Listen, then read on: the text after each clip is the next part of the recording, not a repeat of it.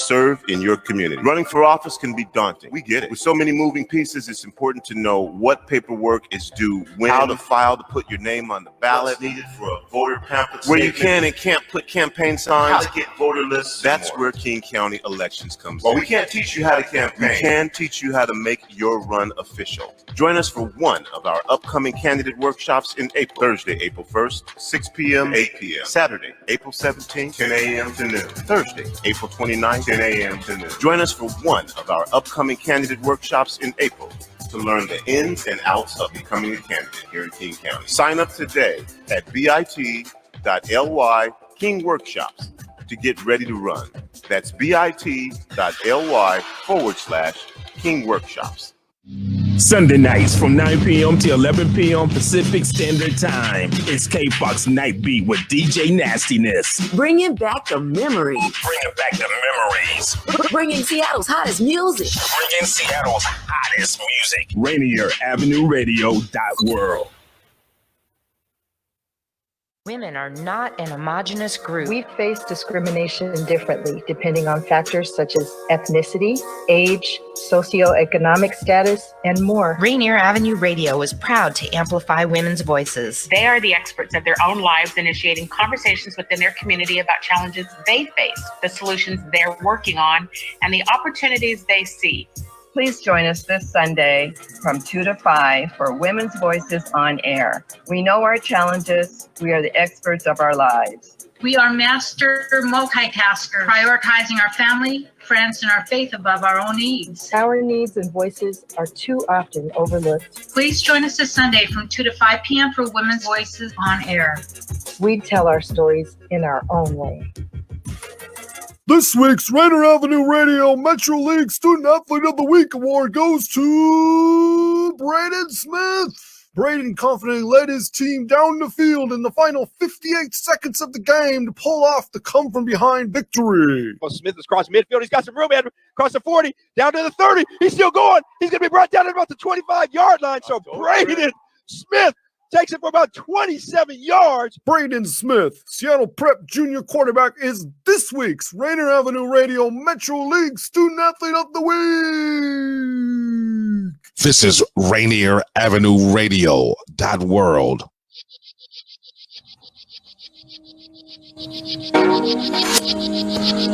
Welcome to Rainier Avenue Radio.world. It's me, your host, Tony B., and this is our special broadcast of the impacts of the coronavirus on South Seattle and surrounding communities. Wow. March 26th, which means we have been doing this for a year and 2 weeks. I say this every week almost. I just did not think that we would be here a year ago in the same place that we are now. We have a different perspective, though. We've been through this for a year. There are some things that we can look back on over the course of this pandemic. I don't know what to tell you about this. On the one hand, I want to say this is a wonderful opportunity for everyone to take a step back and assess what the last year has done for you, how you've handled it, the unanticipated challenges. Of course, the pandemic affected everything, the social justice, equity, and systemic injustice that has come to light for a lot of folks. For some folks, it was already there. And we've had a change of administration and just a lot of different stuff going on. So how does all of this affect your mental health? Joining me today will be Leah Mcgraw from the National Alliance for Mental Illness.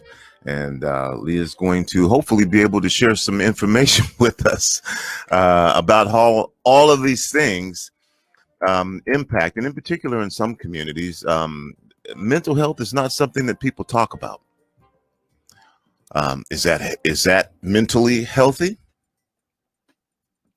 We'll see if we can get some answers to these questions. You know what? I'm going to bring Leah on right now. If you would please, Leah, Communications and Outreach Manager for NAMI Seattle. Leah, welcome to the program. Thank you very much. I love that pause. Well, good to have you here. Can you hear me okay? Yes. Can you hear me all right? I can.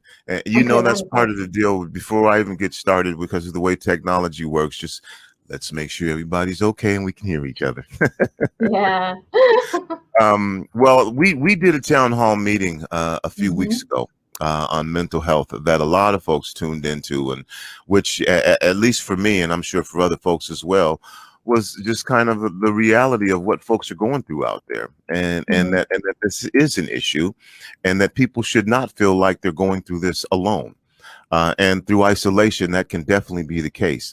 So we're going to talk about this, but Leah, why don't you first give us start with a little bit of background information on yourself, why you choose to do this type of work, and we'll start with that, and then we'll find out more about NAMI and the National Alliance for Mental Illness. But first, who is Leah Mcgraw? Well, first off, I just want to say it's a pleasure meeting you in person. We talked and emailed, but it's great to actually see your face. So it's a pleasure meeting you and being here. Leah Mcgraw. So I live with a bipolar diagnosis. Is somewhere between cyclothymia and bipolar, which basically means I can be very productive, and then at times it's just kind of like collapsing and hard to get, moving or thinking or anything like that. So it's been a process for me to learn how to deal with that, finding the right therapies or medication and so forth. My family has a bit of a history of mental illness as well that we didn't recognize at the time. It wasn't until adulthood that I started to looking into signs of what mental illnesses or mental health conditions were, and started to search out that help. I also have some trauma in my past, which trauma definitely affects your mental health, especially trauma at a young age. It can change how your brain develops. And so people that have experienced some sort of trauma in their life as a child are more susceptible to mental illness, and then compacting the two makes it even more difficult to navigate. So that's part of why I am here at NAMI Seattle, is because it's something that's close and dear to my heart. And NAMI, actually, when I was looking for the information, they were the source that I saw where I was like seeing the symptoms, and I'm like, oh, check. Maybe I need something. And going to one of their support groups was very helpful too, because once you start to realize that you're not, crazy for doing this, you're not weak because you have these struggles that other people, struggle, but they struggle through it, but they live through it and can even at times thrive through it. So having that network of people where that understand what you're going through and can give you, tips of what has helped them, is very uplifting and helpful. So so that's just, a little bit about my background and why I am passionate about mental health, for all, because it's a very important topic, and we don't talk enough about it or really have that understanding of what it is and how broadly it affects communities. Well, thank you, and thank you for sharing that information. And I don't want to get all in your Kool-Aid, but I might ask you some questions a little bit later on. Okay. Let's talk about NAMI, National Alliance for Mental Illness. Is it what it sounds like? A coordinated effort of organizations sharing information, resources on mental illness. Tell us about NAMI. Yes. Well, NAMI, yes, it is what it sounds like. It is a national alliance. So NAMI has basically 3 tiers. So you have the NAMI National, which is they do the advocacy work for, on the national level. They do research. They create signature programs that, that to help people, support groups, training, and with that development is the research and then the focus groups and so forth, so that they know that they're developing the best possible programs for people. And then underneath that, you have, NAMI at the state level. So it would be NAMI Washington, and they train people to, to present these programs, whether they're presenting their own stories and things like Ending the Silence or In Our Own Voice programs, or they're becoming a peer facilitator. So they run, those programs, as well as like the local and statewide advocacy for mental health. And also throughout all of those, we have national resources, helplines, local resources. We are not the end all, but we're not the end all, but we have connections and to other resources. And so if people have issues, they can reach out, and hopefully we can, we'll do our best to get them to the organization that can help them with their issue. In NAMI Seattle, we are the local chapter of NAMI, and this is where we implement those programs. So support groups, educational groups, we do events like we did that town hall, and we have our helpline, which is, call, text, or email. So if anybody, if they need to reach out and talk to somebody, it's a little bit more difficult now remotely, but a lot of times people leave, but we will get back to people. We will talk to people. Texting is, a little bit more immediate to be able to do that. But we help them navigate through the mental health crisis, as far as, if they need certain resources, if they need to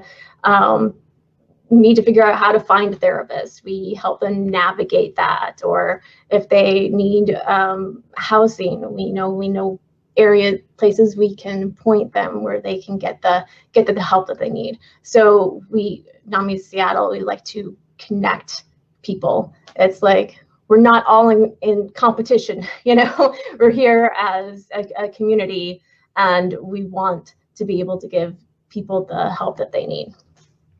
You're listening to answer that question. Oh, yeah. You're listening to Rainier Avenue Radio. This is our special broadcast of the impact of the coronavirus on South Seattle and surrounding communities. Joining me is Leah Mcgraw from NAMI, National Alliance for Mental Illness Seattle, actually, add that part on. And so I was mentioning at the top of the show, Leah, that we're this is a little over a year now that, since things began to shut down. We didn't know what was ahead of us at the time. I say we're in the same position because if you're looking at the number of deaths, if you're looking at, again, the number of cases, it really hasn't changed. And there are some things that have changed, obviously. So looking back now, from your position, from where you sit, just share with our audience and understanding that mental illness is not one monolithic thing that everybody has the same. It impacts folks individually, but just looking back on this last year, how different for you, for folks who you work with, for communities and organizations that you connect with, how difficult was this past year? Was it a year that really impacted mental health and mental illness? And now that you've had a chance to look back and review, tell us your perspective professionally about what happened over the course of the past year? Yes, I'd say that we've definitely seen some upticks in people needing resources. I was speaking with Gabby, who is our resource and volunteer coordinator, and she said some of the main things that they are looking for are well, one is therapists, and then how to navigate that, through insurance, or if they don't have insurance, how can they find low cost insurance. And then also we hear a lot from parents. I mean, parents are with their children now more than ever, and they're having to navigate so much, not only like helping their kids with the online school, but also having to work and then take care of the household. I mean, it's a lot. So they need this support, to help handle it. But then they're also seeing signs with mental illnesses, mental health issues with their children, and they're reaching out for support on, how do we handle this? What kind of help, do we have? So, and those are, and it's just like children, as you would, think, but it's also like more, people over 18, kind of like the, adult children, I guess, young adults. And so we've definitely seen an increase in that, which is why we've implemented parent support calls, and we've seen a huge uptick. We've seen a lot of requests for Ending the Silence programs, which is a program that goes into schools for students, for parents, for the teachers, and we actually started doing them virtually. So those are some of the things that we have seen. Also, I mean, especially pandemic and the like you said earlier, with bringing to light the systemic racism. I mean, it's been there, but now people are starting to pay much more attention to it. And when you have like racial trauma, and then you have the pandemic. I mean, dealing with, like I said before, trauma and mental illnesses can go hand in hand, and it makes it a lot more difficult. So we've been, we have like our BIPOC support group now, and LGBTQ plus, and we find that people and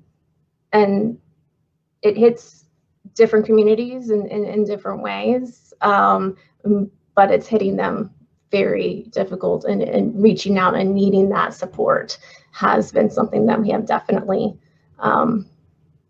seen in our community. I'm going to drill down a little more specifically sure. Here, Leah, in a second. But first, let's do this. For someone who's listening right now, first of all, explain the confidentiality behind somebody contacting you. And if someone said, "Wait a minute, I think I might need to get in touch with this organization," how does a person do that? How do they get in touch with NAMI? What's the process? You talked a little bit about insurance. Will insurance be needed? And these might be some of the things that prohibit folks from exploring, what they are not even sure of because of the stigmas attached to it. How does a person get in touch with you? What are the barriers? What makes it easier? What should people think right now about, maybe I need to talk to somebody? Yeah, most definitely. So you can call or text our helpline, which is 425-298-5315, or email info@NAMISeattle.org, and we will definitely get back to you. And as far as confidentiality goes, we don't track names. It's confidential. We just want to hear listening to what you need, what your situation is, and then connecting you to the resources that may be available. And as far as like we were talking about with therapists, if you do have insurance, and it can be very daunting to try to figure out what therapist to go to and how to navigate that. We can help you navigate how to look on your insurance and find therapists that are, within your network. And then if you don't have insurance, there are places that offer sliding scale therapy. So, there are several, I have a list somewhere that I could go through, but our resource coordinator has a larger list. But so you can get therapy at a very low cost. And so we can help point them in those directions. But yeah, mental definitely is, we're becoming more and more aware of it. Now, as you see, there's a lot of talk about mental health. But I think there's still that stigma, attached, and that, and sometimes a feeling weak if you have to reach out to somebody, right? But it can actually be one of the I think it takes a lot to realize that there is an issue and that you need help and to reach out. It takes a lot of strength, courage, and bravery to do that, because you are vulnerable. And with NAMI Seattle, we're all staffed with people that either have lived experience with mental illness, or lived experience supporting somebody with mental illness. So when you're talking to us, you're talking to somebody that that understands what it's like to struggle,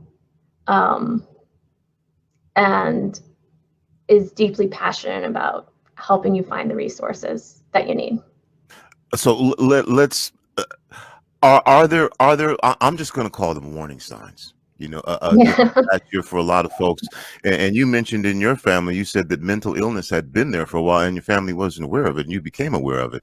What are some of what you would call, again, I'll just say signs, I'm going to say warning signs, that someone may be having some mental health issues, and again, not something that they've talked about, that this family has discussed. They know they may not be feeling like that, but a lot of times in these cases in particular, when you're poor, or on the low end of the economic spectrum, you're used to pushing through stuff. You have no choice. Yeah. What are some of those signs that people need to maybe take a step back and go, okay, wait a minute, maybe I need to talk to somebody? Yeah. Feeling very sad or withdrawn for several weeks on end. Of course, trying to harm yourself, or having those thoughts of self-harm or ending your life. Feeling out of control, or taking risk-taking behavior that causes harm to yourself or others. Overwhelming fear and thoughts. Those are some things.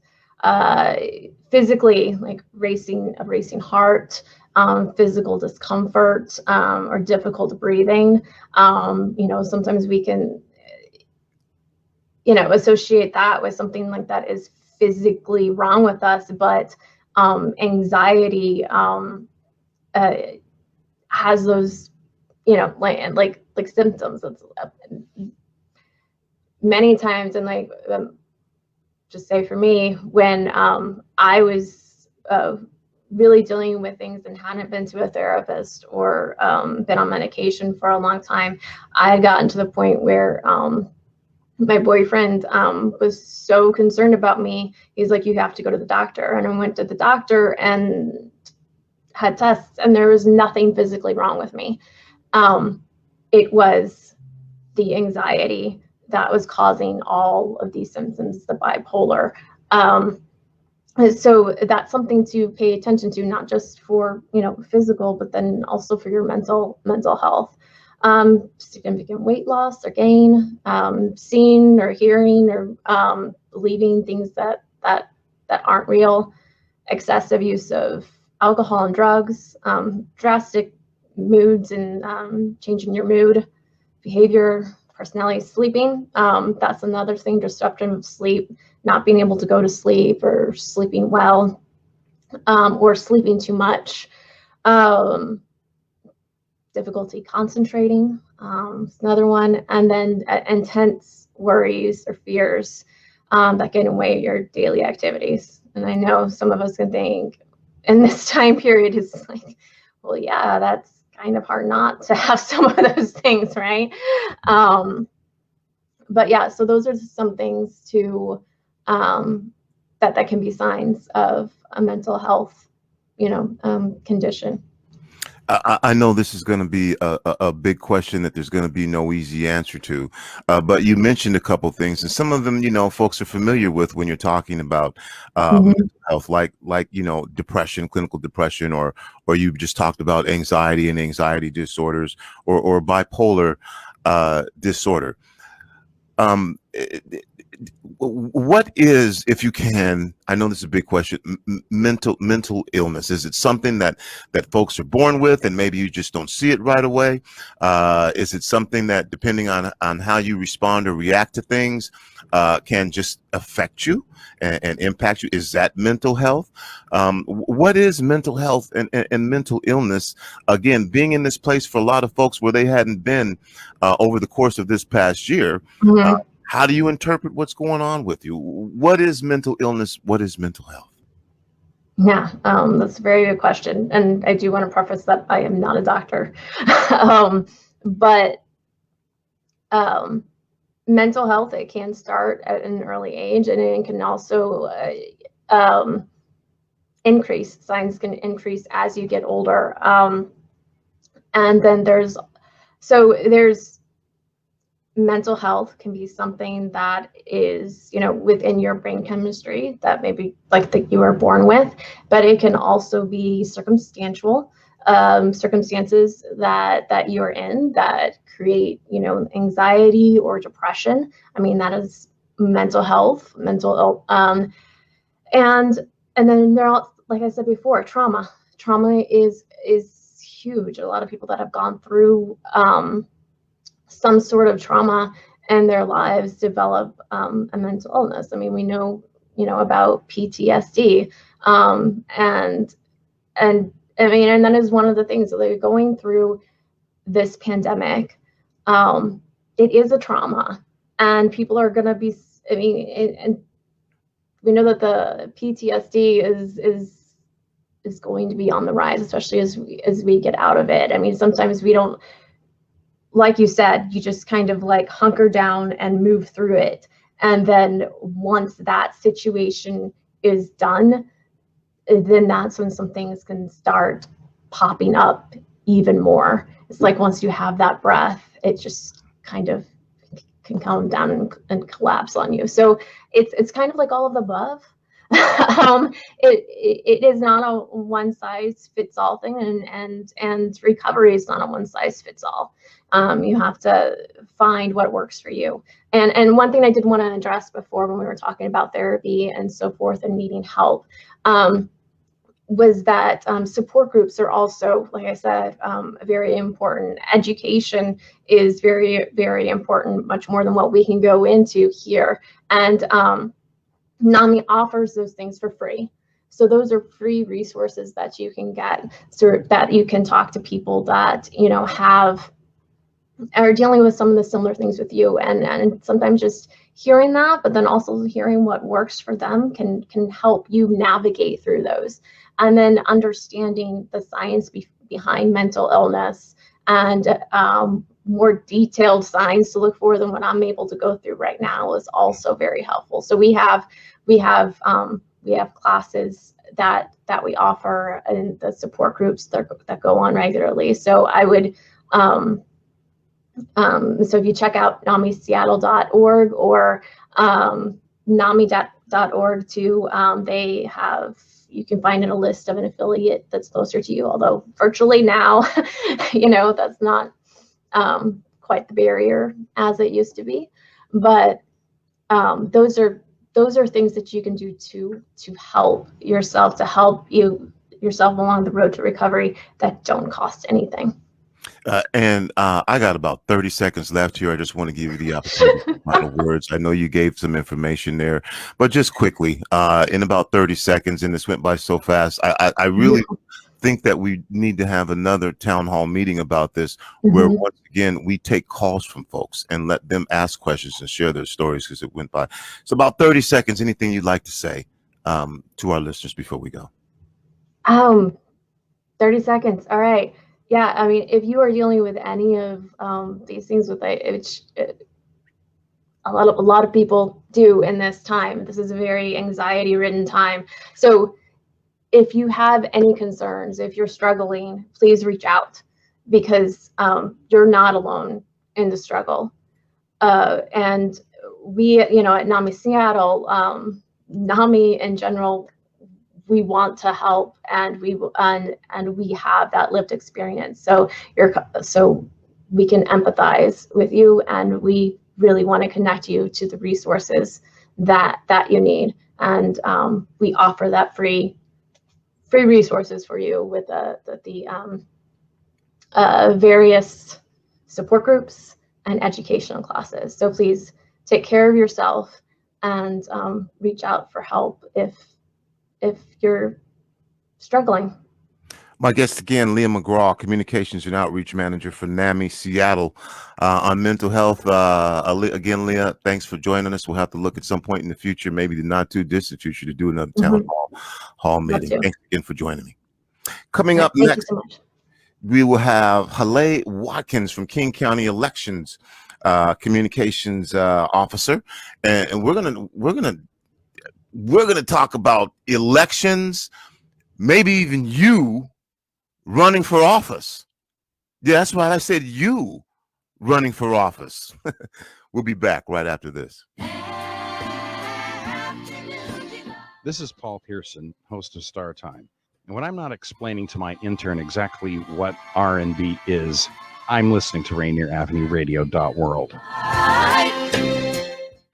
Your creative work might look a little different this year, but For Culture grants can still help you put your ideas in motion and share them with King County. Check this out. For Culture is now offering grants in 3 disciplines: art, heritage, and historic preservation. Apply by April 28th. For more information, go to forculture.org. What's that date again? The deadline to apply for a For Culture grant is April 28th.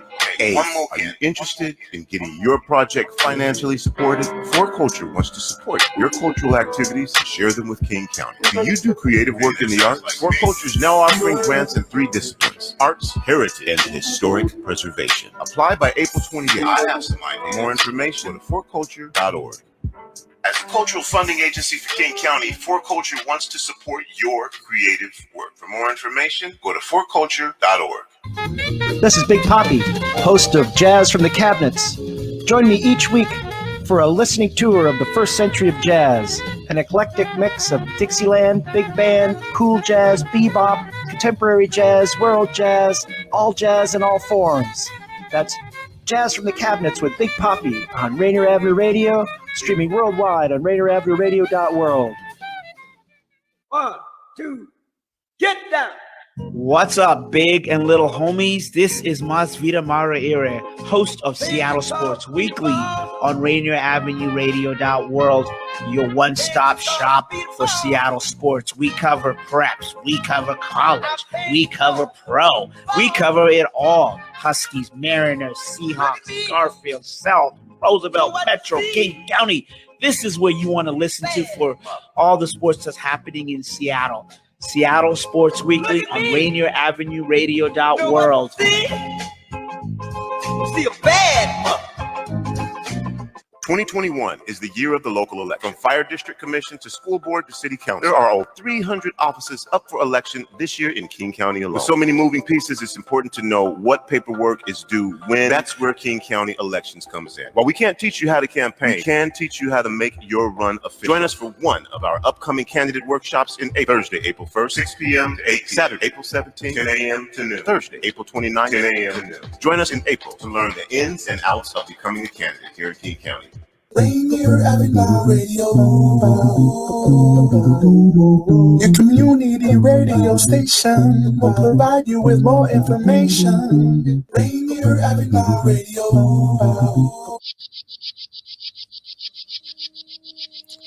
Welcome back to Rainier Avenue Radio.world. It's me, Tony B. This is our special broadcast of the impacts of the coronavirus on South Seattle and surrounding communities.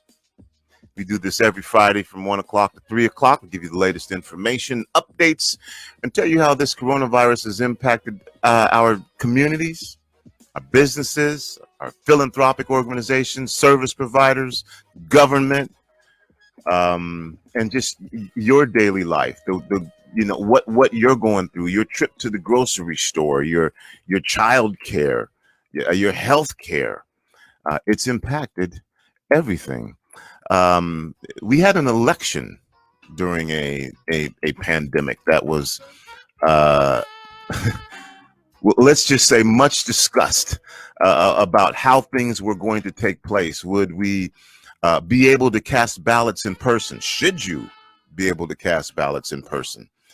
The whole concept of mail-in balloting, was it safe? Just a lot of things that had come up that I think were good because it made folks aware of the power of their vote, the election process, connecting your issues and your concerns to the electoral process. And every 4 years, we usually have Julie Wise on, and she comes on and she tells us about this thing called the voting process. And for those of you who were 14 or 15 and suddenly you've been thrust into this thing, you don't always get the best information. And that's why 18 to 24 is generally the block of folks who vote least. Well, this year it seems to be a little different. I know on our end it is. We did over 18 debates last year, and we taught classes in high schools about voting, in particular for those who can pre-register and to understand what these things are. Some terms now that we've heard about, voter suppression, and through all of this, in talking about how as a youth or how as anyone, you get connected to the sphere of influence. You know what? Maybe you can just be the sphere of influence in your community. And I hope I'm saying this first name correctly. I'd like to welcome to the broadcast Halei Watkins. Halei, if I said your name incorrectly, feel free to correct me so that I can get it right next time. Hey, Halei. Thanks, Tony, and it is actually Haley. Close, though. I get Halei a lot. So I don't. You were so popular, I couldn't hear you over the applause. What? Oh, I'm sorry. I was gonna say it's Haley, but I get Halei a lot. Haley. Okay, Haley. Hey, thank you, Haley. Well, welcome to the show.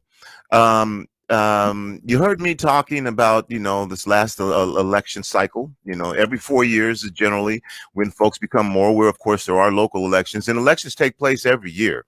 Let's talk about that first. King County elections, for someone who may be, or anyone who may be unfamiliar with the role that King County elections plays in this process. Why don't you give us some background information on who you are, what you do, how you get down at King County elections? Why do you exist? So we are the county department that runs all of the elections that you vote in, everything from fire and hospital districts on the small end of the scale, all the way up to our presidential elections. So we are, responsible for getting you your ballots, counting those ballots, and producing results so the candidates and the public know who won their elections. It's a really fun and exciting time to be in elections right now. As you mentioned, Tony, we had the big presidential election last year. And often folks think of elections as once every 4 years, but we actually run 4 elections a year at King County Elections. We have the February and April special elections, and then the August primary, and of course the November general every single year. Okay, and this has come up. So does that mean you are the entity that is responsible for making sure that ballots are counted correctly, that ballots that are cast are safe and secure? Because we are still hearing a lot about fraud and you know, it is what it is, but if it's still out there and it's still being talked about, that's what you do, that's who you are. How can folks know for sure that your entity, your organization is doing its job in ensuring that ballots are counted correctly and that the ballots are safe? Absolutely, that's a great question. So we are responsible for the security and accuracy of our elections 100%. And that is really our top priority, is making sure that our elections are secure, as well as removing barriers to voting. So making sure that folks can actually access and exercise their right to vote. But in terms of the security conversation, we do a whole host of things, both on the physical security side of things, as well as on the cybersecurity side of things. We were the first elections department in the nation, thanks to our director, Julie Wise, to invite the Department of Homeland Security to do a physical audit of our building to ensure physical safety of our ballots. We have also worked closely with the state auditor's office and their cybersecurity team to conduct similar audits on the cybersecurity side to ensure that nobody can get into our system, nobody can, penetrate and make any changes to results in any way. In fact, our tabulation server at King County Elections is not connected to the internet.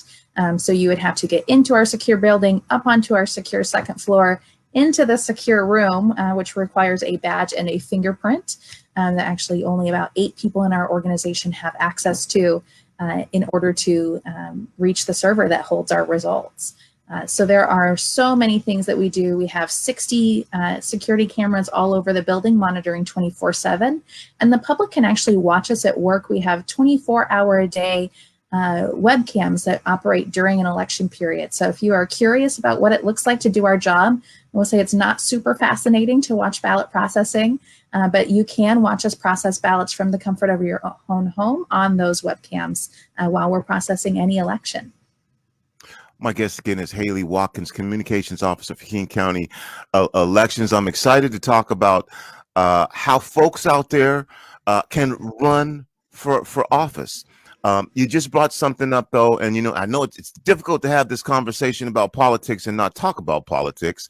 But when you say do what you can to remove the barriers for people to being able to vote and making it easier to vote, and at the same time, we are seeing things happen where it's going to make it more difficult to vote. Is that a political stance? I mean, when you say that, how do you reconcile that when your job is to follow the law, whatever that means? Mm-hmm. And we're hearing a lot more again about that now, which is again voter suppression, which is something that has been around for a long time. If you can't get the most votes, then you try and stop people from voting, so that you end up with the most votes. So I hear you saying make it easier to vote. How do you reconcile that with, I think, over 200, bills in place right now that actually would make it more difficult for people to vote? And your job is to follow the law? What is it? Yes, our job is first and foremost to follow the election law laid out by the Washington State Legislature. And we absolutely do that at King County Elections. I think that we can be really proud of our state in that those 250 something laws that are being debated across the country, we are not seeing attempts to roll back voter access here in Washington State. In fact, our legislature just passed a bill that we were supportive of that allows folks who are no longer incarcerated to regain their right to vote, even if they're still on community custody. So previously, and actually right now, if you are on community custody, your right is not restored until you are off community custody. But starting in 2022, assuming that the governor signs the bill, any folks who are not currently incarcerated will be able to vote in our state. That's Just one example of a barrier, but even just the existence of vote by mail, for example, is removing barriers. At King County, we also provide our ballot materials in 4 non-English languages: Spanish, Chinese, Korean, and Vietnamese. That's an example of a barrier that we love to see removed so that folks are able to get those materials and understand what they're voting on in a language that is comfortable and easy to understand for them. So we don't really believe that access to voting is a political, or certainly not a partisan issue. Some folks certainly have tried to make it one, but at the end of the day, voting is foundational to our democracy, and we should all be standing up for people's right to vote. All right, Haley, here we go. This is the part that I'm excited about getting to. Running for office. If you've been disappointed in your elected officials, you can run for office. If you feel like your issues and your concerns are not the ones that those who are running for office are talking about, or you disagree with their positions on it, you can run for office. Now, am I overstating this? Can anyone run for office? I know there have to be some guidelines in place. Who is eligible to run for office? If you're out there listening right now, let's just flat out get this. Who can run for office? Maybe it might be easier to say who is ineligible to run for office. We know that you can't run for president of the United States if you weren't born in this country. But what are the rules about running for office? Is this an open opportunity for people who feel like, I want to make a difference in my community and I should have a say so? Absolutely. I think that, I think folks think there's a higher bar to eligibility. At the very foundation, basically, if you are eligible to vote, in many cases, you are eligible to run for office. There are, sometimes different requirements in terms of, you have to live in the district, for example, that you run for, although that's not always the case, depending on what you're running for. And then, of course, our federal offices like president and Senate have some additional requirements. But when we're talking about something like a city council or a fire district or a school board, basically, if you can vote in that election, you can run in that election. That's it. That's it. That's it. If you can vote, then you can run in that election. Absolutely. Okay. Sounds too good to be true. If that's the case, if I can run for office, how do I go about doing this? This is where you say we have workshops. But how do I go about doing this? How do I run for office? It's intimidating. I don't have, a treasure chest of money behind me. Where do you get these signs, that people put up? What am I going to have to, how do you run for office? Absolutely. Well, we can't teach you how to campaign for office, but we can teach you how to become a candidate. There are a lot of kind of technical hoops to jump through, and there's some paperwork and deadlines that you just need to know in order to become an official candidate and see your name on the ballot. And at King County Elections, we are offering some candidate workshops to walk you through what those steps are and what the kind of basics that you need to know to make your run official. So we just had one last week, and we have 3 more coming up. One's on April 1st, one is on April 17th, and then on April 29th. Those are conducted all virtually, so over Zoom. You can be, in the comfort of your own home, and we are excited to be able to offer those. We've done these in odd year elections, so these local election years for the last couple of rounds. So we're excited to be able to bring them back and do them again this year. And how do folks engage with this process, since we can't physically be there, right? It's all virtual, correct? It is all virtual. So you just can go to our website, which is kingcounty.gov/elections, and you will find them on our website. You just need to register, and then we will send you all of the Zoom link information that you need in order to participate. Or we also have a short link. You can go to bit.ly/kingworkshops. Either way will get you both to the same location. Okay, you know how I feel about that bit.ly. So say it one more again, and there's a backslash in there too. So I don't know. So you didn't mention the backslash, but you got to put that in there because I don't think it'll work. It didn't work when I tried it without the backslash. It is bit.ly/kingworkshops. You can also find information and the links on our social media, which might be easier for folks. We're at KC Elections on Facebook, Twitter, and Instagram. Okay. And at King County elections, why are you involved in this process? If your job is to count the votes, secure the votes, make sure the safety of the ballot, where does it fit in that you go, hey, you know, we're going to offer courses, we're going to offer workshops for folks who are interested in finding out how they can be not just part of the electoral process, but actually run for office? Yeah, you know, we see that more people vote when there are people on the ballot running for office that look like them. And yes, we are responsible for the security and counting, but we also want people to vote. We are election administrators. We show up every day to do this work around voting, and we believe that it's foundationally really important to reduce barriers to access to voting itself, but also to running for office. We want to make sure that people can make their voices heard. I think that's what gets many of us up and out of bed in the morning, and we're really excited to be able to bring these to the community to do that.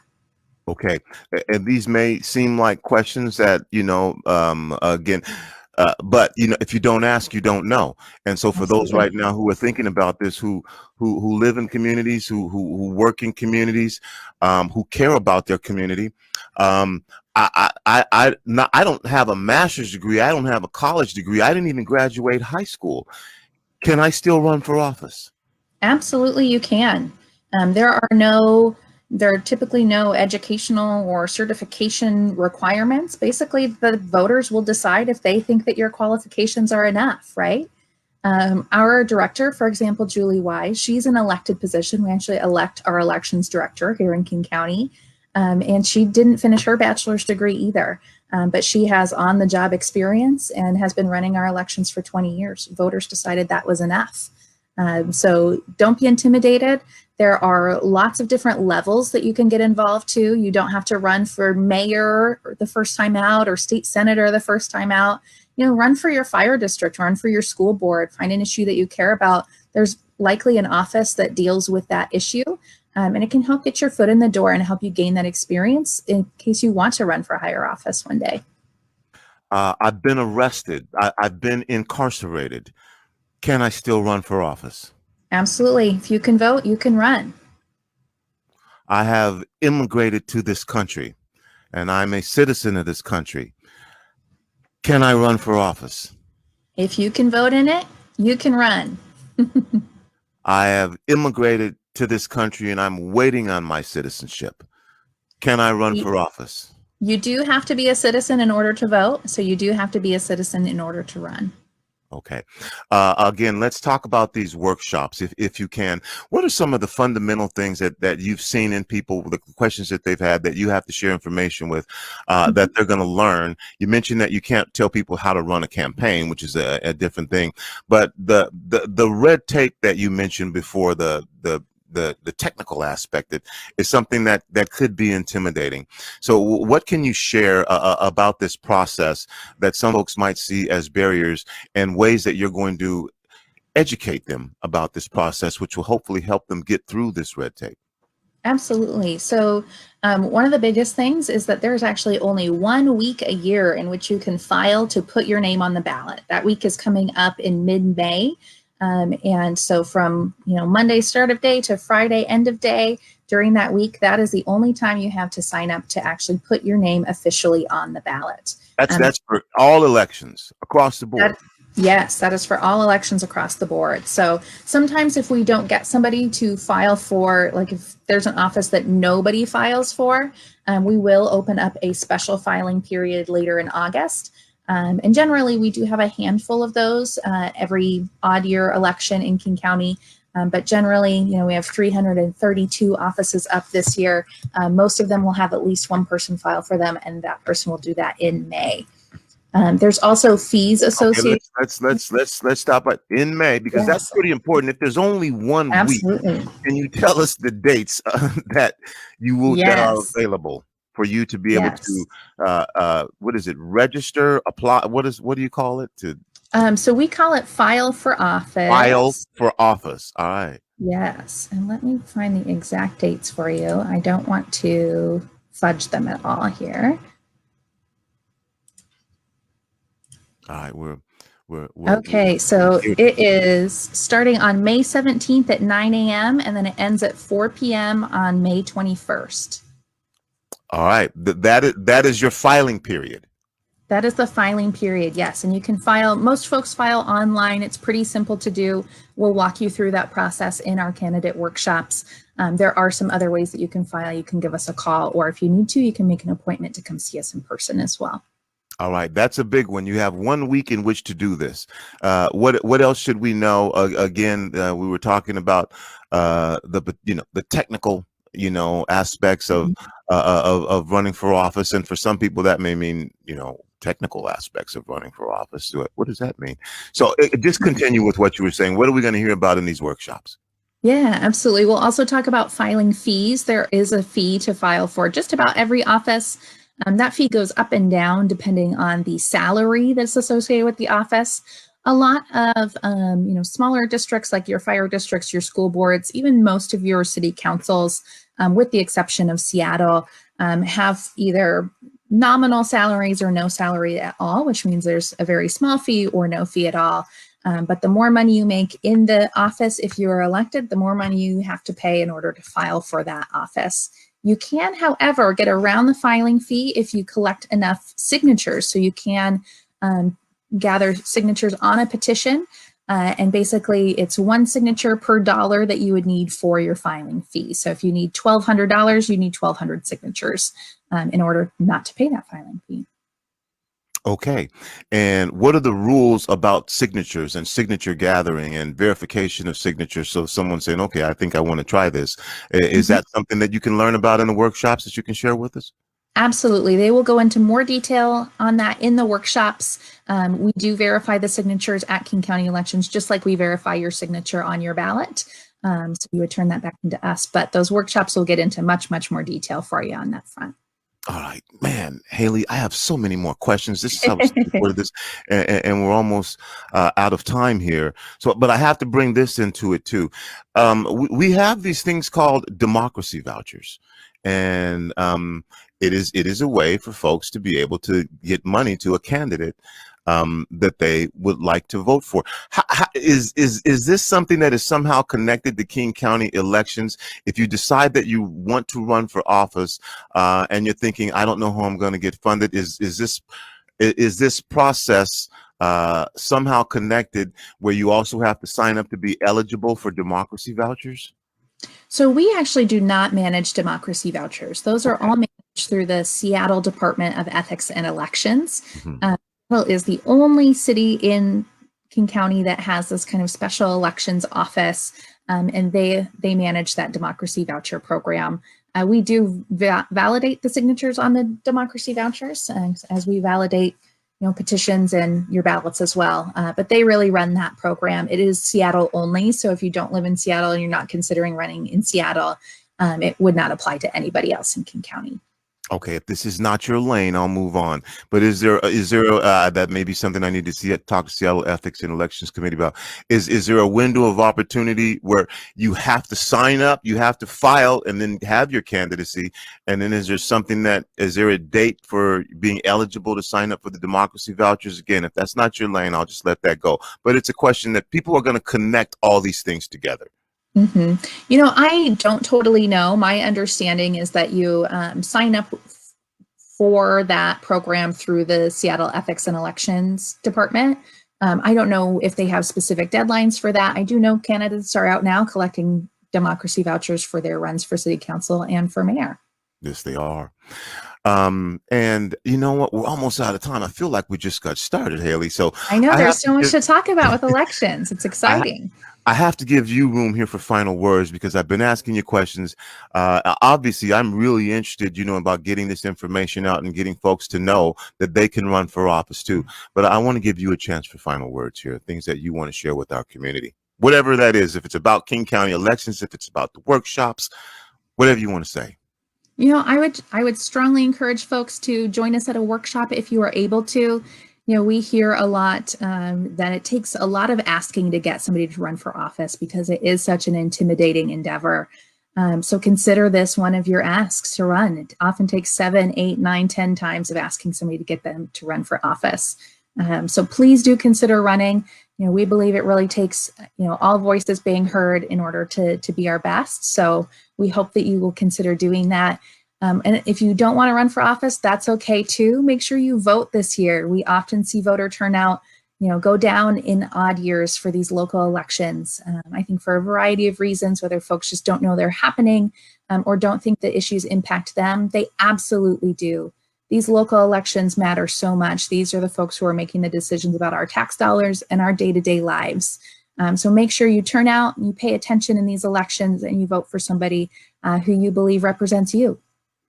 Okay, again, Thursday, April 1st. If you're watching, you can see this on the screen. If you're listening, I'm going to tell you, 6 p.m. to 8 p.m., you can register. Thursday, April 1st. This is not an April Fool's joke. You can actually register on that day to run for office, and that's from 6 to 8. And then again, Saturday, April 17th, from 10 a.m. to noon, again, another workshop.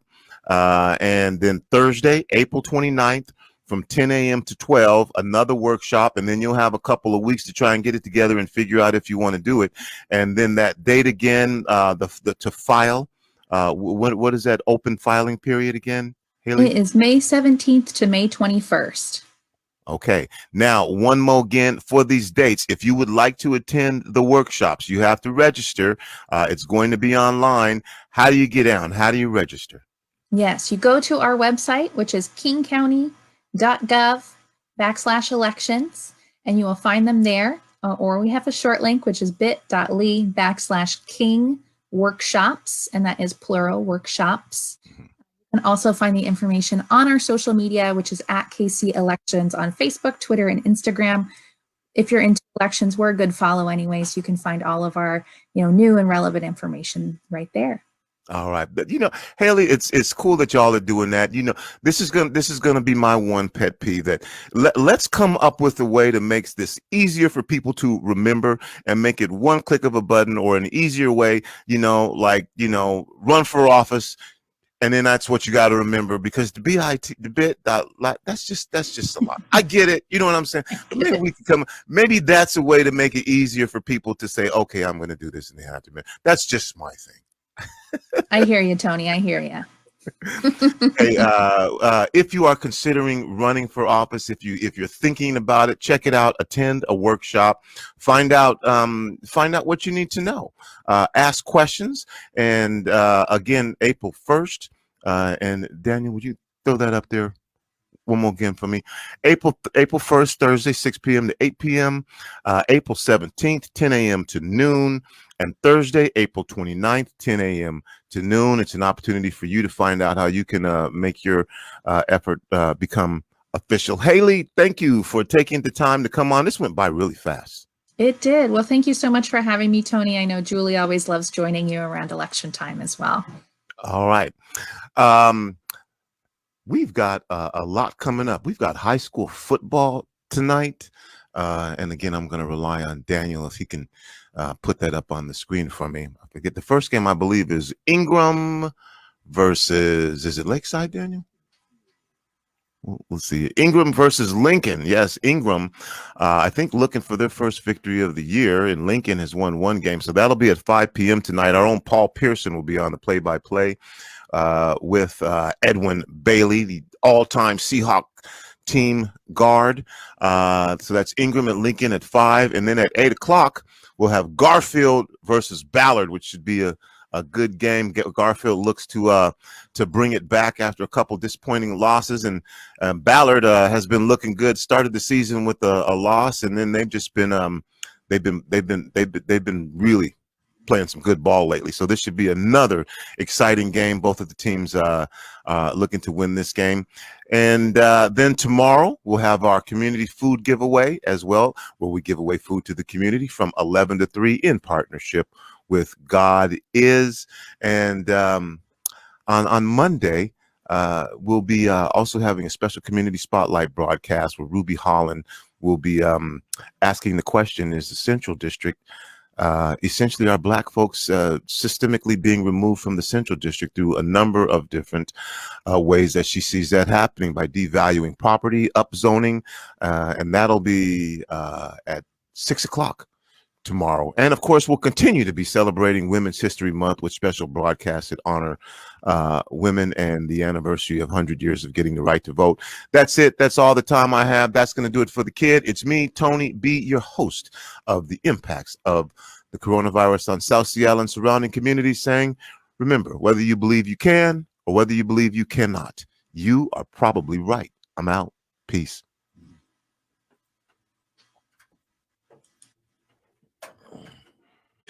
I want y'all to tap in with me every Wednesday at 5 o'clock Pacific Standard Time right here on RainierAvenueRadio.org. R&R Live Jam Sessions, baby. Holla. When should you wear a mask? For almost everyone, every time you go out. Like for coffee, when you ride the bus, or head out to care for your parents. When you go to work, spend the afternoon at the park, or pick up some dinner on your way home. Whatever you do, wearing a mask is essential because it works to prevent the spread of COVID-19 and it helps keep Washington open. Mask up to open up, Washington. Coronavirus.wa.gov. This message brought to you by the state of Washington. Sergio LaCour's Love Lines is on RainierAvenueRadio.world. Thursday nights at midnight Eastern, 9 p.m. Pacific. Music and dedications for the grown and sexy. The City of Seattle's Democracy Voucher program sent Seattle residents their $100 in democracy vouchers. These vouchers can be used to support participating candidates, including the mayor, 2 city council positions, and the city attorney for the 2021 election. If you did not receive a voucher or would like more information about the candidates, call 206-727-8855. Learn more by visiting seattle.gov/democracy voucher.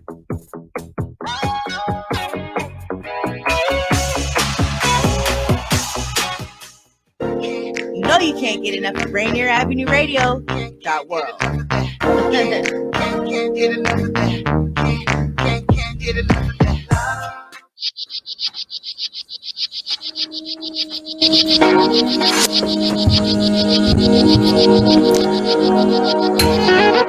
Welcome to RainierAvenueRadio.world. It's me, Tony B. This is our special broadcast of the impacts of the coronavirus on South Seattle and surrounding communities. And so, as you know, the coronavirus impacts everything, pretty much everything. Joining us on the program will be Annie Tran from the Seattle Ethics, Elections and Ethics and Elections Commission. And then also, I think it's just going to be Annie. Not sure. We'll find out here in a second. Anyway, welcome to the program. Again, we started doing this on March 13th and in 2020. And here we are, April of 2021, still doing these programs on the impact of the coronavirus. The impacts are a little bit different now. At that point, we were facing a lot of unknowns and we were in lockdown and we did not know anything really about the coronavirus. And the science was trying to figure it out. I mean, we had been told not to wear masks. And of course, we knew that this was going to impact our Black and Brown communities more severely, even though we were being told we were all in the same boat. And it just impacted everything. Every education, childcare, folks lost jobs. And yeah, well, we're here today to talk about democracy vouchers. So what this means is that during this pandemic, as things unfolded, we got to see how our city council members responded in the crisis. One of the things that you can do if you were happy, unhappy, whatever your feelings were about our leadership at that time is you can vote. Not only that, you can run for office. But wait, there's more. If you know someone who's running for office, or if you hear of a candidate and you support their platform, you can now actually donate financially to support that candidate in their efforts to successfully run their campaign. And Nirae Petty from the Urban League is going to be joining us as well. A little later on in the program, we're going to talk with a gentleman from Seattle Humane and find out what's been happening with our pets, with our furry friends, those who have homes who are fortunate and those that did not have homes during the pandemic, and how the Seattle Humane handled the whole coronavirus pandemic in that regard. Well, right now I'm going to bring on the program Nirae Petty. Nirae, how are you? Hi, how are you? Thank you for inviting me on the radio. And I'd like to welcome to the program as well Annie Tran. Annie. Hi, Tony. Thank you so much for having us on today. I really appreciate it. You know, the applause, sometimes it's appropriate, sometimes it's not. It sounds like, come on down. In this particular instance, I think it is appropriate because we're going to be talking about democracy vouchers and how folks can contribute to the candidate of their choice. But let's start with both of you. Nirae, tell us a little bit about Urban League of Metropolitan Seattle, what you do there, and then also share with us a little bit about your background. I mean, I could read a bio, but I'd rather have folks hear from you. Yeah, so I work for the Urban League of Metropolitan Seattle. We're a nonprofit. We are a state affiliate of the National Urban League, and our main purpose is to empower African American communities, our community, to thrive. I am the civic engagement organizer for the Urban League's Policy and Civic Engagement Department. And a little background about myself. I am a Seattle native. I attended Garfield, but I graduated from Rainier Beach High School. I'm a Viking for life. I played a little basketball in college, and then I eventually transferred to Central Washington University. I'm a pre-law major. I'm a senior graduating in August, and I'm interested in pursuing a career in the legal field. On my downtime, I am a part of the mock trial club at school. I'm a senator for our Law and Justice Club, and I'm a writing consultant for a university's writing center. All right. So yeah. That's a lot. Civic engagement. Can you be a little more specific about what that means and your job description, and just kind of share with folks? I think that's one area in schools now, in particular K through 12, where we don't have the same curriculum dedicated to civic issues. What is civic engagement? What does that mean? What do you do? So what I do is I learn a lot about what's going on locally, nationally, what's going on in politics, and ways that we can be more involved, in ways that I can increase civic participation with what's going on. We just think it's really important for the community to have a hand on what's going on in the community. So I just invite people to be more involved, educate the community, and that's essentially what I do as a civic engagement organizer. I think that's fantastic. I think that in particular, we've seen over the course of the last election cycle how important it is for people to be civically engaged and aware. And also, thank you, Nirae. Annie, tell us a little bit about Seattle Ethics and Election Commission, and a little bit about what you do there, and same thing, a little bit about yourself. Sounds good. Thank you, Tony. So the Seattle Ethics and Elections Commission is a unique department within the city of Seattle. We are an independent city commission made up of a group of volunteers that help us administer and enforce the Seattle ethics, elections, lobbying, and whistleblower complaints. So any of complaints about, say, elected officials or complaints about city employees, they do go to our office, and our commission reviews it and makes decisions upon it. So our program is hosted under the Seattle Ethics and Elections Commission, which provides a unique experience because we are nonpartisan. Our main goal is to, through the Democracy Voucher program, really to just educate people about how they can run for office and how they can follow the rules and laws and regulations along with how to run a campaign. And so my role at the Democracy Voucher program, I am the communications and outreach person. I work with our community partners, which the Urban League is one of them. And we help just spread the word about how residents can use our program to run for office or to support local candidates running for office in Seattle for this year's election. It's a unique one because it is the mayor's race will be on the ballot, and it's the first time the Democracy Voucher program is open to funding the mayor's race. And a little bit about me. I grew up in Shoreline. I have stayed in the Pacific Northwest my entire life. Went to Shorewood High School. Now I'm living in Seattle, and I have a cat at home, and it's been really interesting to see how Seattle's engaged in many different aspects of seeing people be civically engaged and really care about the issues locally. So I'm really excited for this year in particular. Okay. At 2 o'clock, make sure your cat tunes in, because we're going to be talking to someone from Seattle Humane about what our furry friends have been experiencing during the pandemic, because they've been going through a lot too. They have.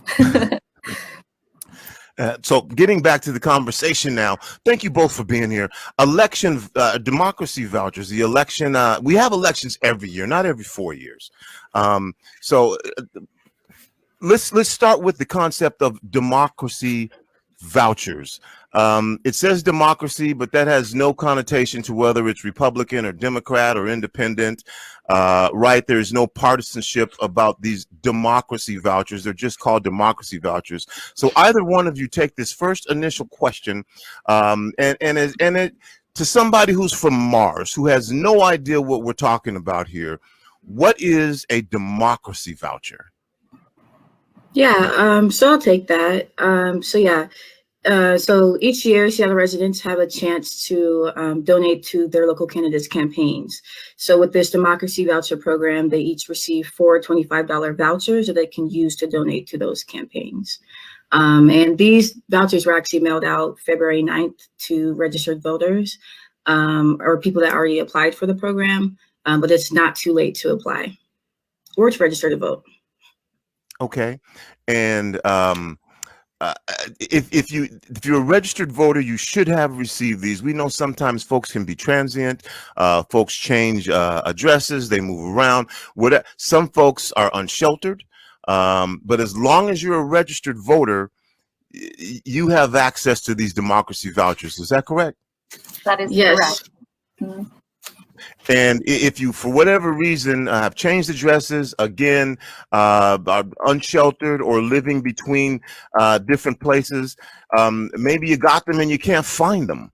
What can you do to make sure that you get your democracy vouchers, or is it just too late at this point? Yeah, no, it's not too late. It's really important to update your voter registration with King County Elections, and you can do that by going to their website, kingcounty.gov. It's a pretty straightforward process. Also, if you have applied for the Democracy Voucher Program, or if you are registered to vote and everything looks nice, at the Urban League, we do offer a resource of application if you are missing your voucher. So I can definitely assist you with that, or you can go on Democracy Voucher's website as well. And if you are 18 and you are registered to vote, you get your $100 in democracy vouchers, correct? Yeah, correct. Mm-hmm. Okay. If you are 16 or 17 and you have pre-registered, but you are not eligible to vote yet, do you get democracy vouchers? You will be in King County's voter system, but we won't actually mail you your vouchers until you're 18 during an active election year where democracy vouchers are being distributed. All right, thank you. How did this program get started? Give us some background information about the Democracy Voucher Program, how long it's been in existence, and what led to the creation of this program. Yeah, that's a really good question. The Democracy Voucher Program first started through a citizen-led initiative. It's a great way to allow Seattle residents to pass legislation in our state. And so many residents and local organizations put the initiative on the ballot by collecting enough signatures. And Honest Elections Seattle, also known as Initiative Island 22, was passed in November 2015, and it also created a property tax funding mechanism where $3 million per year for the next 10 years up until 2025 is used to support a public funding source. So now the city of Seattle is distributing $100 to registered voters, and we can use that money to also run for office. And so the purpose of this program is really to satisfy two goals. It's to get more local residents to support and donate to local campaigns, as well as more residents to run for office. So prior to the creation of the Democracy Voucher program, only about 1% to 2% of local residents were donating to campaigns. And so that's a very, very small group of people who are deciding who gets on the ballot and who can potentially lead our city. But now with the Democracy Voucher program, about 8% of local Seattle residents are donating and supporting our local candidates and getting further in the process and running more competitive campaigns. Okay. Now, if folks haven't donated to a campaign before and they get this $100 to say, okay, here, donate to a campaign, what are I know that there are political platforms out there and issues and concerns that candidates have that they run on. But what are the types of things that a person would donate to a campaign for? And this may be for someone who's also thinking about running for office.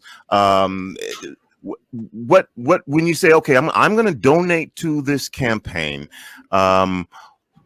what are you supporting? Are you supporting the candidate? What are the types of things that a campaign needs that you're saying, okay, I think I should give my money to this particular campaign because they're going to need money to do X, or they're going to need money to do Y, or they're going to need money to do Z. You may not even know why they need money. What are some of the things that y'all can tell me, both of you, about these democracy vouchers and what folks should consider? Again, I'm not telling you to tell people how they should use their democracy vouchers, but just information about what's involved in putting together a campaign and what that money could be used for.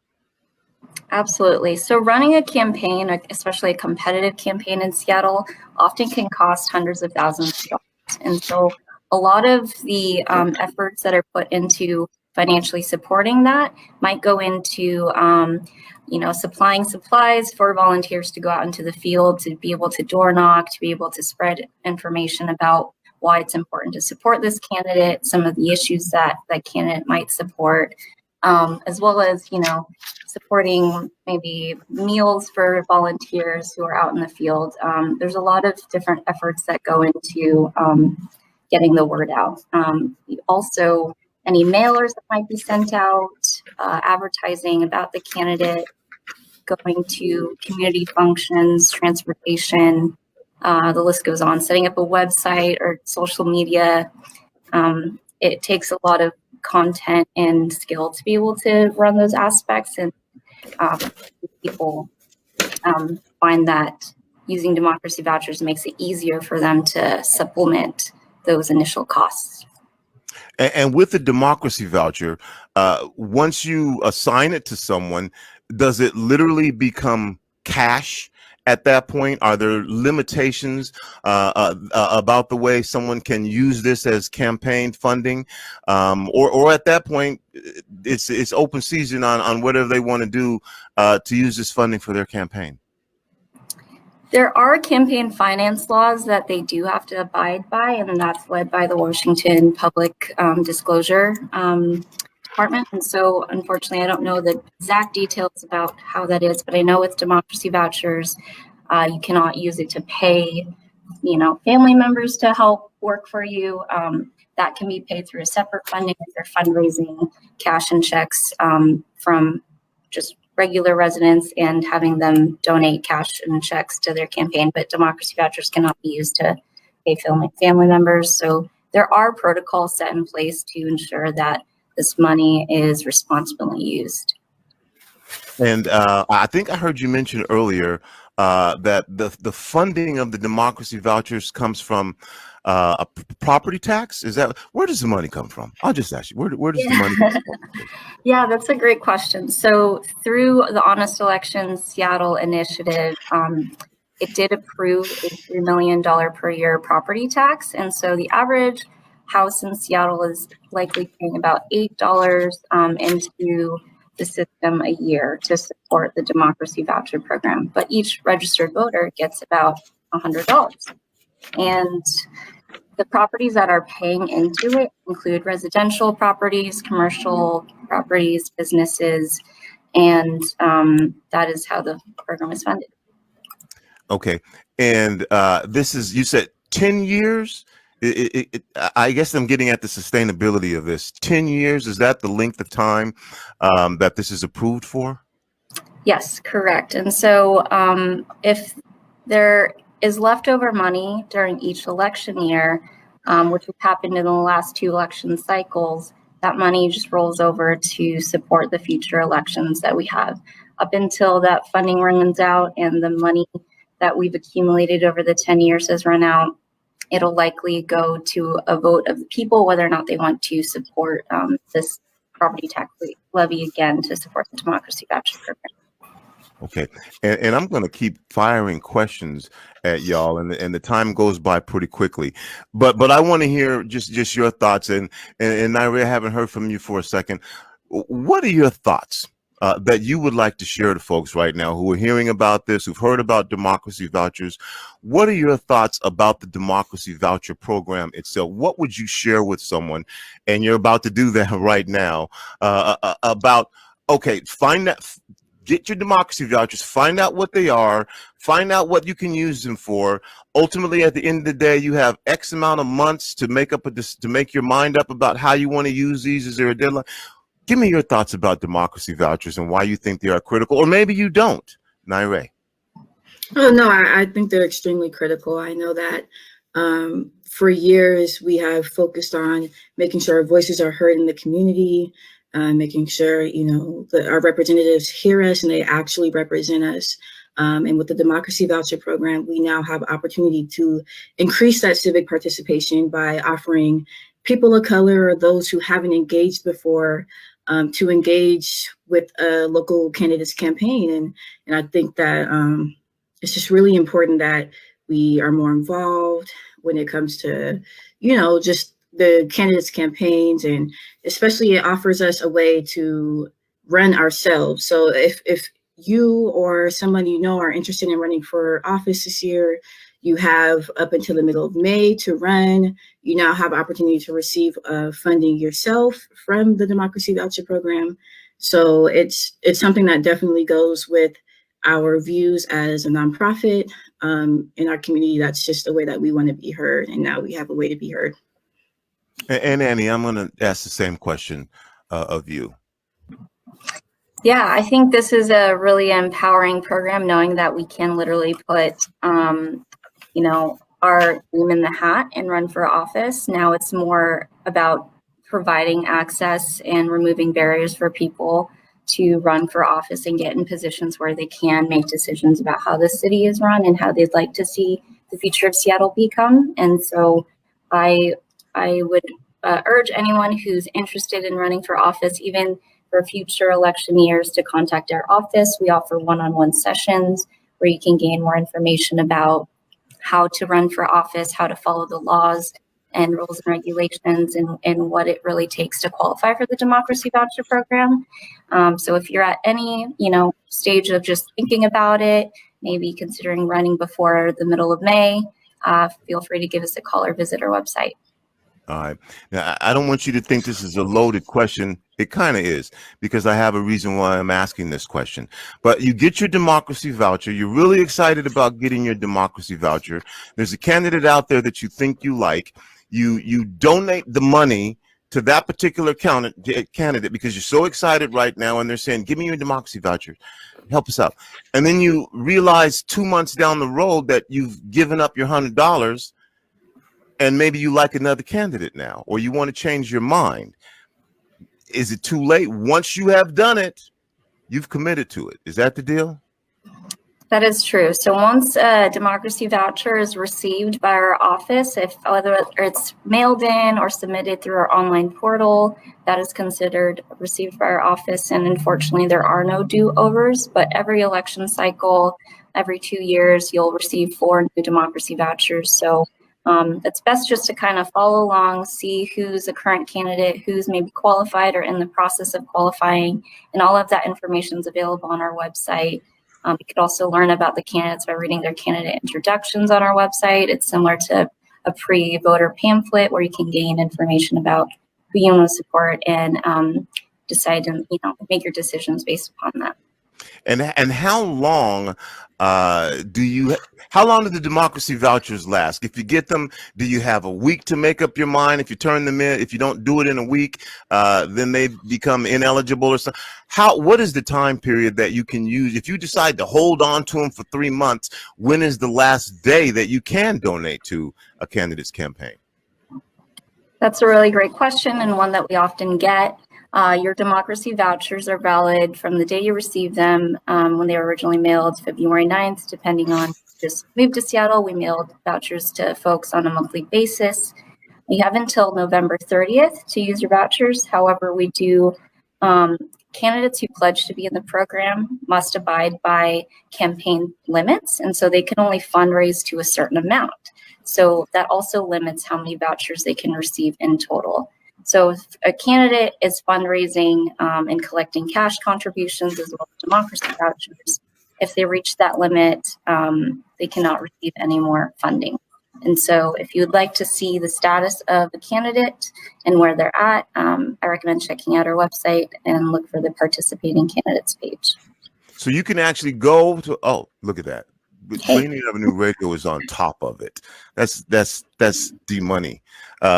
So you can actually go to the website, check out your candidate, and see how many democracy vouchers they have received pretty currently, like almost real time. Is that the deal? There's a number of steps that are taken before they're posted on our website, but at least on the participating candidates page, you can see if they can still accept vouchers. On our program data page, that's where you will find the most current information. There are a number of steps where campaigns have to report the information to us on specific dates, and so there is not really a real-time way to find out, but I would say the participating candidates page is the best source that we have, where you can see whether or not they've hit that limit, and we do update it daily. Okay. Is there a specific amount of money exclusively for democracy vouchers that a candidate can raise? Not just the total amount that includes cash, but just for democracy vouchers, is each candidate limited to X amount of dollars for democracy vouchers?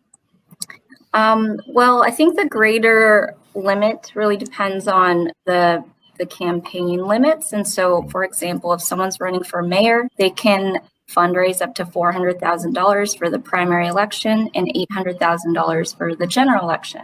And if they reach those limits are made up of any cash contributions or democracy voucher funding they receive. So realistically, they could just raise all democracy voucher funding up to $400,000 or $800,000. All right. And I say that now, here was my point, is because and y'all can say, whether you've thought about this outcome. Some folks are on top of it. Some folks who are running for office are trying to get these democracy vouchers, and they're saying, send me your democracy vouchers. I'm not going to debate whether that's right or wrong, but there is no limit. There is just a finite amount of democracy vouchers. And once you spend your democracy voucher, your voucher is gone. Nirae, Annie, and we're almost out of time here. Is there another program like this in the country? Is there something else that you use kind of as a blueprint to do this, or to see how this works, or is this very unique to Seattle? Yeah, as far as I know, this is the only city with this type of public funding. That's exactly true. Yes. So Seattle is the only program like this so far, where we issue $425 to all registered voters. There's other programs that may include a matching fund grant, where someone donates maybe $10 of their own money, and then that's multiplied by 6, and so that becomes $60, for example.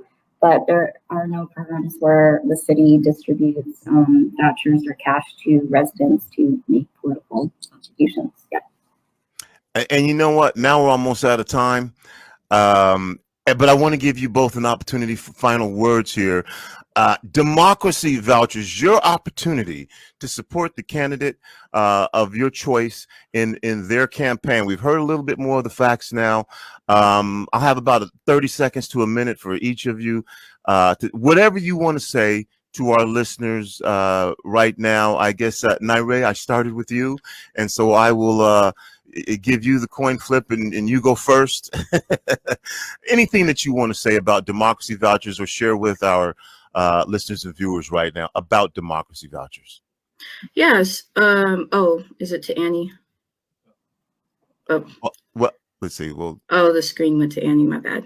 Okay. Yeah. So for the eligibility of Democracy Vouchers, if you are a Seattle resident, if you're over the age of 18, or if you're a U.S. citizen, U.S. national, or a lawful permanent resident, aka green card holder, you are eligible for Democracy Vouchers. So if you need assistance with applying, feel free to reach out to me.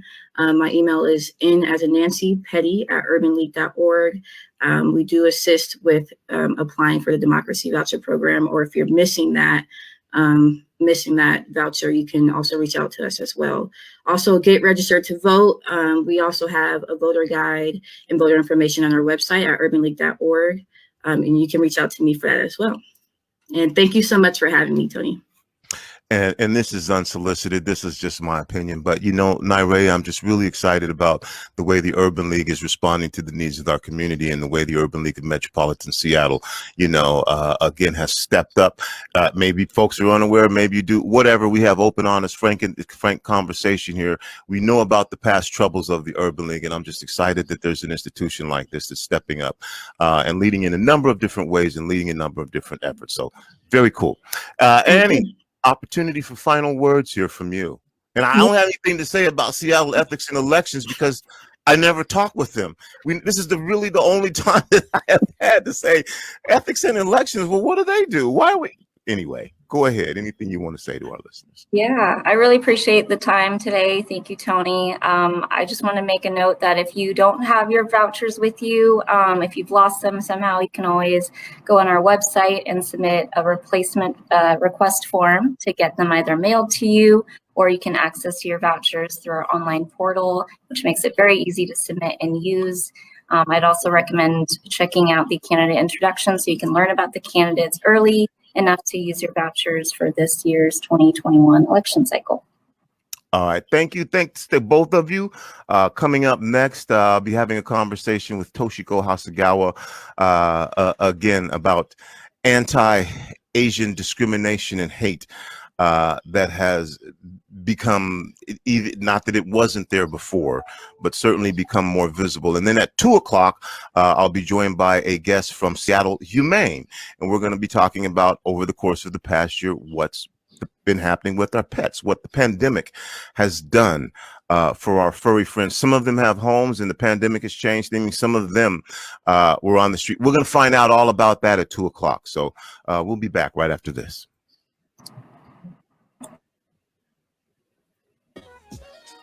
Yes, we're still doing it today,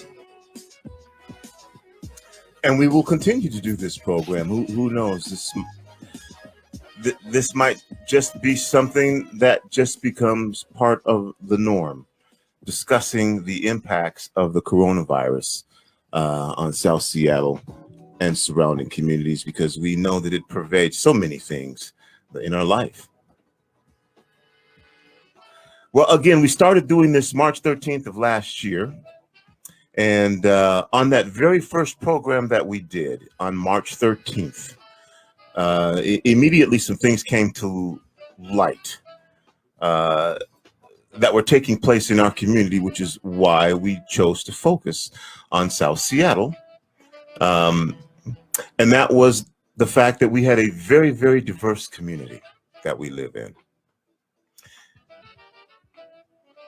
When this happened, and Seattle was considered to be the epicenter, or the Northwest, or Kirkland specifically, in the nursing home in Kirkland, where 12 folks died, there were some things taking place in our community.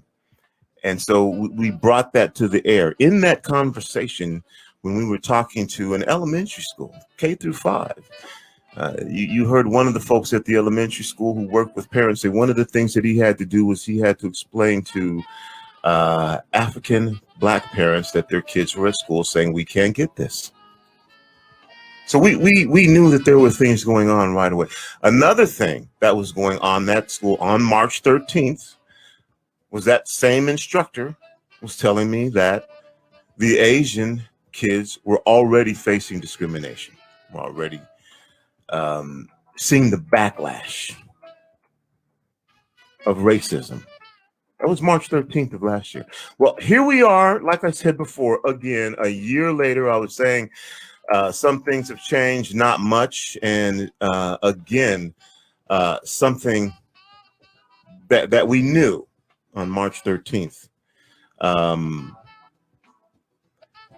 2020 is, I guess for some folks, just becoming aware.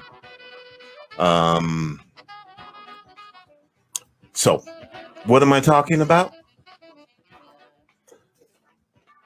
I'm talking about the thing that I just said back on March 13th when educators in the K through 5 school, March 13th of 2020.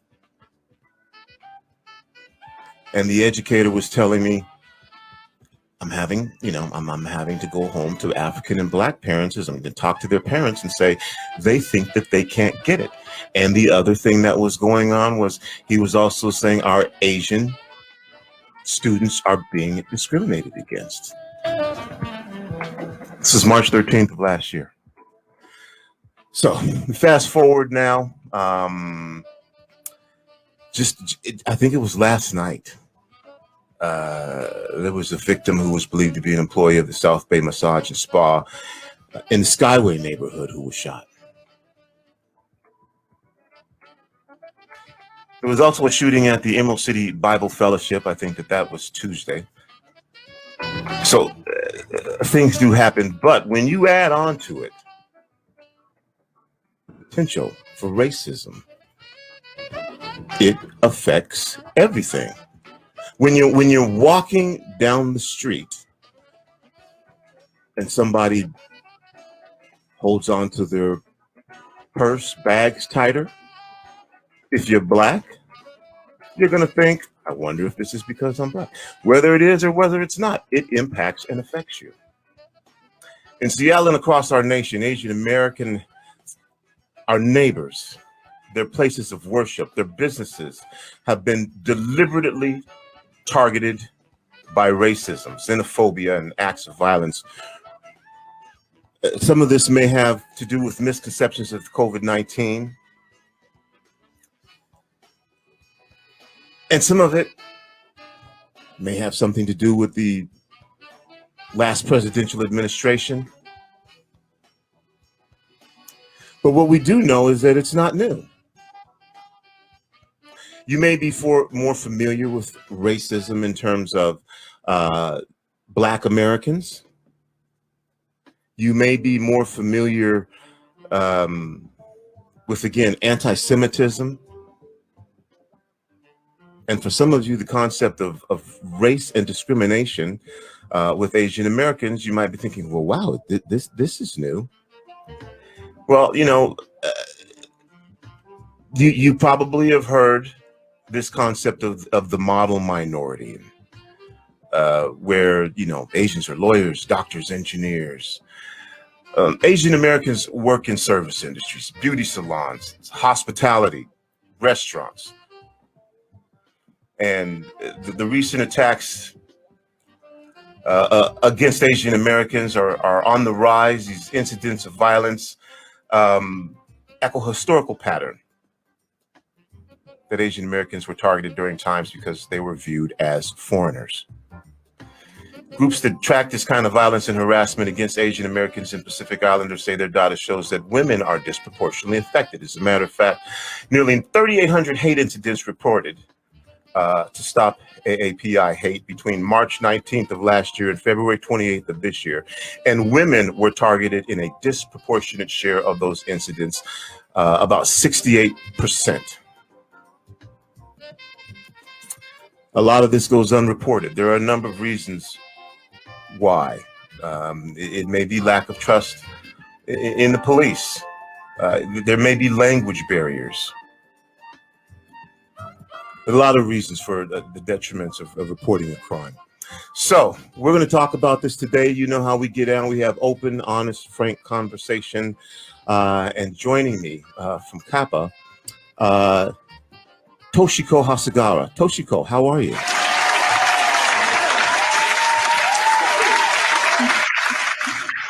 Tony, I'm well. Thank you so much for having me. It's truly an honor to be here with you. Well, see, you got the South Seattle round of applause that we do for our community. I was not expecting that. But I'm honored. We know what you do in this community. So if there are folks who are unfamiliar with you, that's because they don't know. But we who live in the community know. I did mention Kappa, and so let's talk about, before we get started on this, give some people some information on your background, the role that you play now. I know that you're about to run for office, but that's coming up. So give us a little bit background on yourself. Well, I'm a South Seattle girl from the Beacon Hill neighborhood. I'm the 4th generation Japanese American. I'm a new mom. I gave birth during the pandemic, and I'm just so proud to be able to raise my daughter in the same neighborhood where my grandparents raised my father, right? So I think we've seen a lot from where we stand, and across time, I think what's one thing that has been perpetual, which is the point of the conversation today, is a history of discrimination and hate and racism in America, including right here at home, like right here in Seattle, King County, Washington State, you name it. Like, the reason why we're here is because it was the only place in the city where Asian folks were allowed to buy and own property. And that's why we have such a long history of collaboration, civil rights history, and advocacy interracially across communities. And some of those same civil rights leaders also advocated because they saw the importance of institutional change coming from within and having a seat at the table. And so they helped establish the ethnic commissions. There's the Washington State Commission on Asian Pacific American Affairs, which today I have the tremendous honor of representing as director. It is a cabinet level agency that advises the governor, the state legislature, and all other state agencies on the issues impacting our historically marginalized community members. And to give you a glimpse of who we are, Asians and Pacific Islanders in Washington State come from over 40 different countries. We speak over 100 languages and 1,000 dialects. And that is a lot of tremendous diversity. And ever since COVID-19 broke out, Tony, there's been, we knew that anti-Asian sentiment was coming just because it's happened so many times before in the past. Whenever crisis hits, who are they going to scapegoat and who are they going to blame for it? And this time it was just overtly clear that it was going to be us, because you had the man at the highest office of the land calling it the Chinese virus, the Wuhan virus, the Kung flu. So we issued a statement early on in conjunction with the Department of Health, saying you just can't associate virus with place, because this is what's going to happen. And sure enough, Tony, the things that you just said, it happened. It started off with not patronizing Asian businesses, then it escalated to vandalizing Asian businesses. Then we started seeing a spike in bias incidents where folks had something to say walking down the street, but then overt violence, hate crimes, specifically targeting people because of who they are, not for what they've done. And so we're seeing this trend of anti-Asian sentiment and hate crimes, which may or may not be reported. And it's astronomical. I mean, in King County, it's gone up 150% in the last year. There's been 400 cases reported. In Washington State, we're seeing it in every single county, whether it's the middle of the state, the east side, the southern border, or right here at home. I mean, it's a cultural attitude that has been not just like societally upheld with anti-Asian sentiment, but like politically supported, and becoming a part of a party's platform of xenophobia, right? Of misogyny. And then most recently, specifically, anti-Asian sentiment. So when we look at what happened in Atlanta, Georgia, of course, it's being stoked for the last 4 years.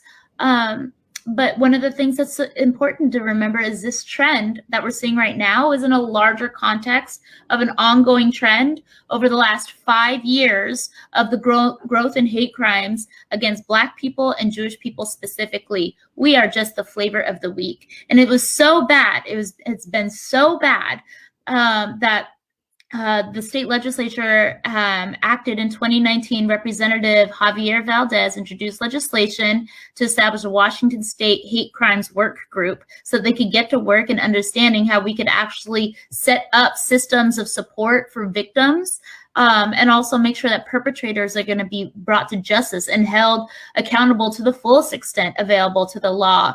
And so that work group just adjourned in July and published its recommendations. But we have such a long ways to go. You know, the criminal legal system is not set up to support people of color. It is not set up to support victims, generally speaking. And there's an entire philosophy behind that, right? And the problem with that is that folks do not receive justice. And so when you hear like the tensions in society because it hurts so bad to see these people, well, there's no condolences to be had. This has been ongoing. And what folks want is they want systemic change, and they want accountability, and they want to be able to feel safe in their own neighborhoods. And so it has been just such a trying time, you know, and there's so much work to be done. My guest again, Toshiko Hasegawa. You know, there's so much to unwrap here, Toshiko, and so many different places to take this. And I was thinking about that as we started this conversation. And I think the best thing for me to do is going to be to get out of the way and let you share and let you talk.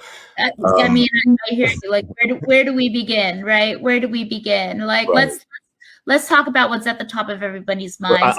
I do want to say this though before we get started, because we're saying Asian, and we're saying, you know, just as a broad term. Mm-hmm. Obviously, one of the things that I have to share with people about when they're talking, whatever it's discrimination, racism, that's your Black people are not all one thing. We're not all one monolithic, even though we're Black, and that's it. And when we're talking about the Asian community, we're talking about, and you mentioned it, 1,000 different dialects. Mm-hmm. That additional double jeopardy when dealing with this.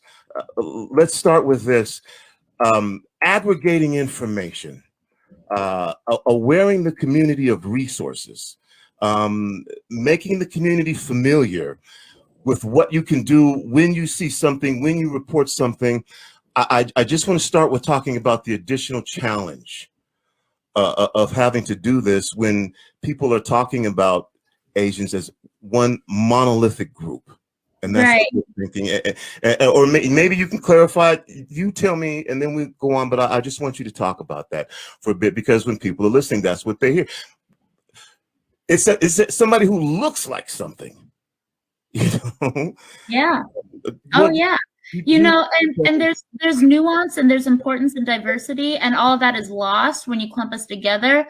But guess what? The regular person, what do they think? They look and they see Asian, and when you put the numbers together, they're going to see us as like statistically significant, in the words of Daniel Day Kim, who testified so eloquently before Congress, right? And when you look at the numbers of people of color at large, if you were to aggregate all those together, then we're even larger, right? Like together, we African Americans, Native Americans, Latinos, and Asians, like we are soon approaching a majority. And I think that's important in this conversation because it speaks to white fragility, which is a huge component in white supremacy. I mean, you've got folks who are marching around chanting, "You will not replace us." And they mean it. And they're going to resort to whatever tactics they need to do to be able to feel like they have some sort of sense of security or stronghold and entitlement to a land that they showed up to and occupied forcefully, violently at that, right? So we're not surprised. This is a part of who we are. But you know, to the tune, like people of color, this is a tale old as time. You know, racism, anti-immigrant sentiment, misogyny.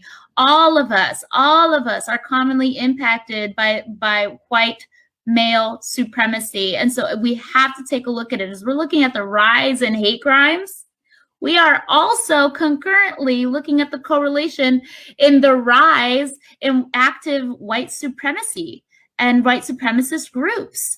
I mean, they are known, they're identified, they are, and what we're seeing is acts of domestic terrorism. And we cannot make any mistake about it.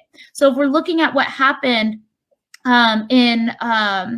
in Seattle, where a Japanese language teacher was specifically targeted and attacked by a white male assailant who had a rock in a sock and wasn't gonna stop if it wasn't for a Good Samaritan intervening. Or if we're looking at over there in Atlanta, Georgia, where Asian-owned businesses were specifically targeted for a white male assailant to satisfy his sick sexual fantasy of destroying Asian women. Well, then we had to take a hard look at what fuels that, right? Because it's not just racism.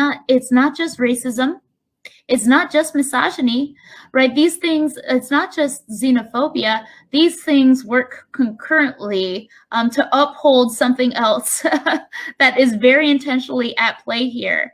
And so, you know, it's going to require all of us to take a hard look in the mirror about what it is that, what are we willing to commit to? What are we willing to commit to correct our own behaviors and our own habits that uphold a culture that supports white supremacy? Are you going to let your kid come home from school and make an Asian joke about a classmate of theirs, right? Are you going to patronize a business where there are women who are being economically exploited, right? There are so many things that I think led to the culmination of events that lead to overt acts of hate against us, and those victims deserve better. And so we all need to be very humble, because all of us can do better.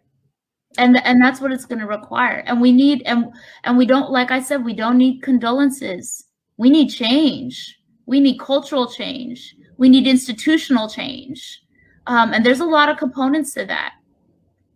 Racism is sometimes very simple, sometimes very, very simple. Sometimes it's very nuanced, and all of the time, it's very complex. Mm-hmm. Again, my guest is Toshiko Hasegawa. We're talking about violence and discrimination against Asian Americans, Asians. And just again, this is not new. You know, Toshiko, I remember a time when folks would say, once all the old people die, racism will no longer be here. And that was a thought. That was a thought, in particular in the 60s. Yes, well, they're getting older in the 70s, and once they die, racism won't be around anymore. We know that not to be the case. For you, Toshiko, and I'm going to ask you, because you are also the president of CAPA, to speak on behalf of your community. Are you afraid?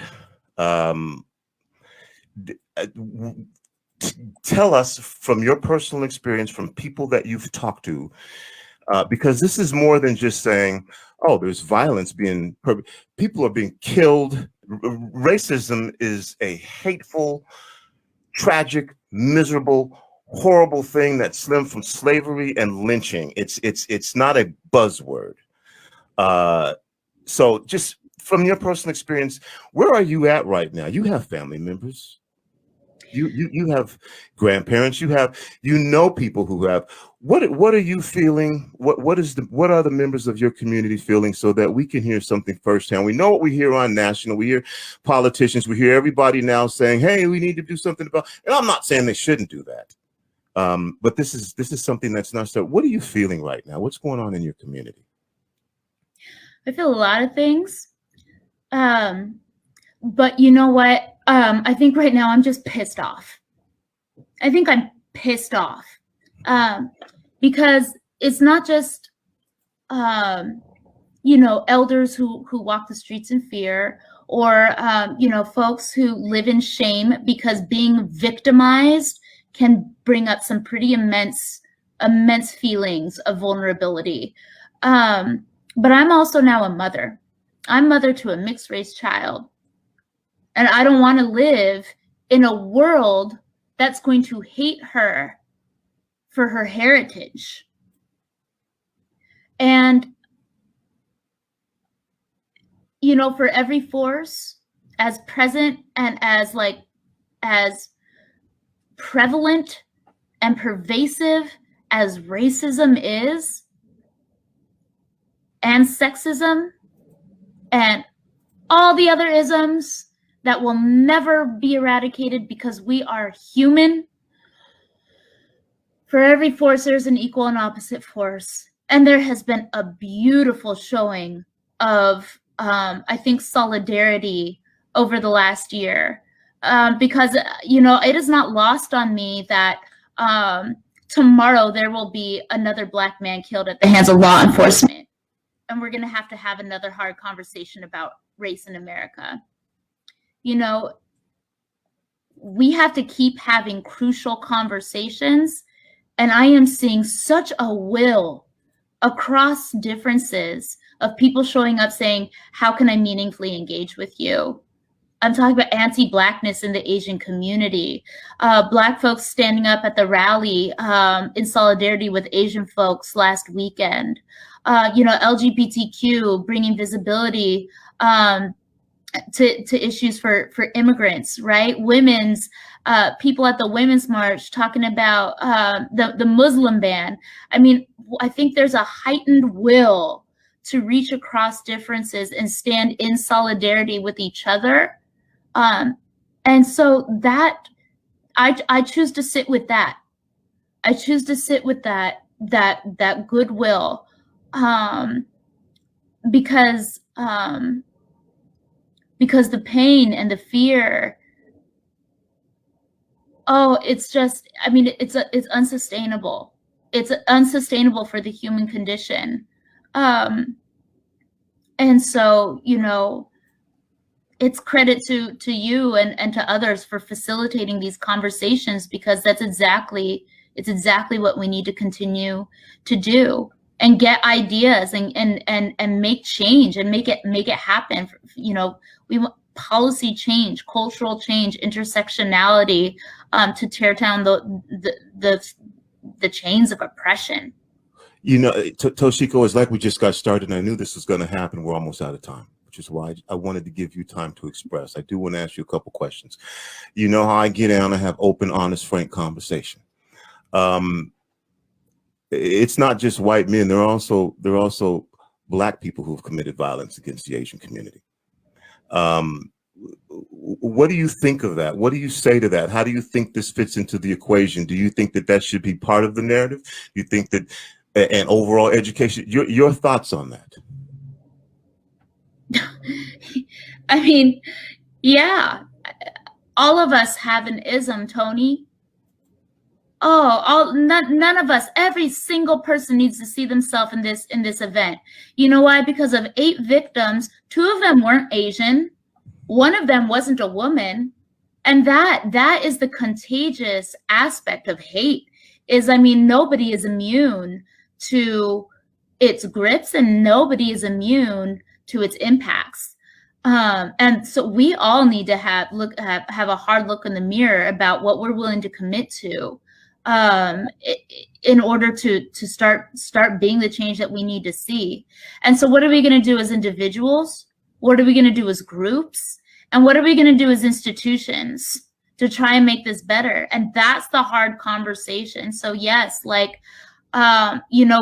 can all do better.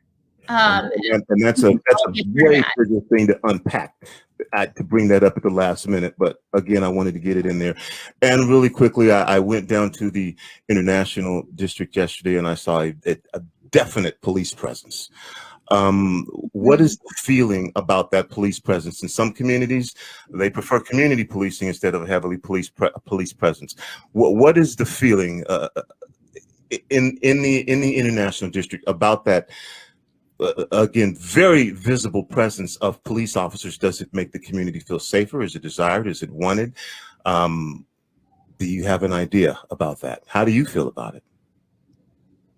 On one hand, we appreciate that police want to be able to show up in good faith and make themselves available so that they become more accessible to community folks, right? But we also don't believe that more policing is the answer to answering to the social ills. I mean, we've got some on the ground in community work to do among each other and among ourselves. And we need resources, we need love, we need space to be able to come into honest human conversations intersectionally, interracially, to talk about empowerment, and so that all of our communities can thrive together. And I got about 30 seconds left, Toshiko, but I want to give you an opportunity for final words here. You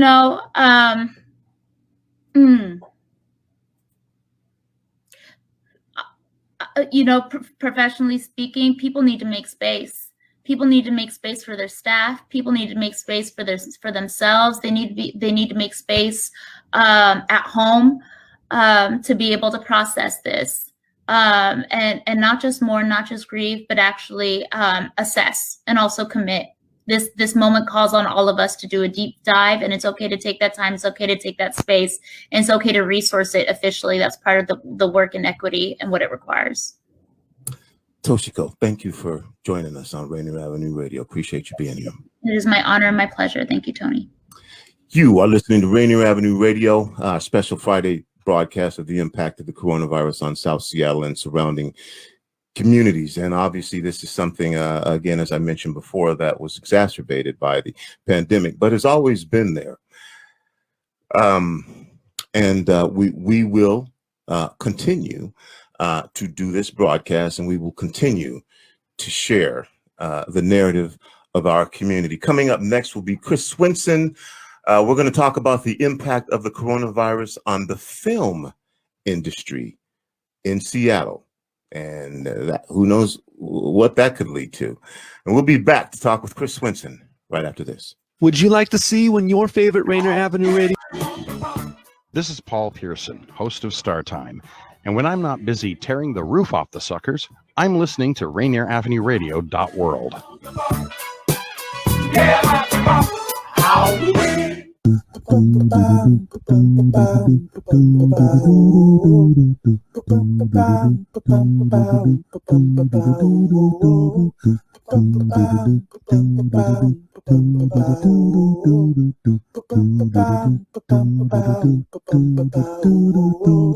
Wash your hands, don't touch your face, wipe things down, clean up your space. When you cough and sneeze, do responsibly.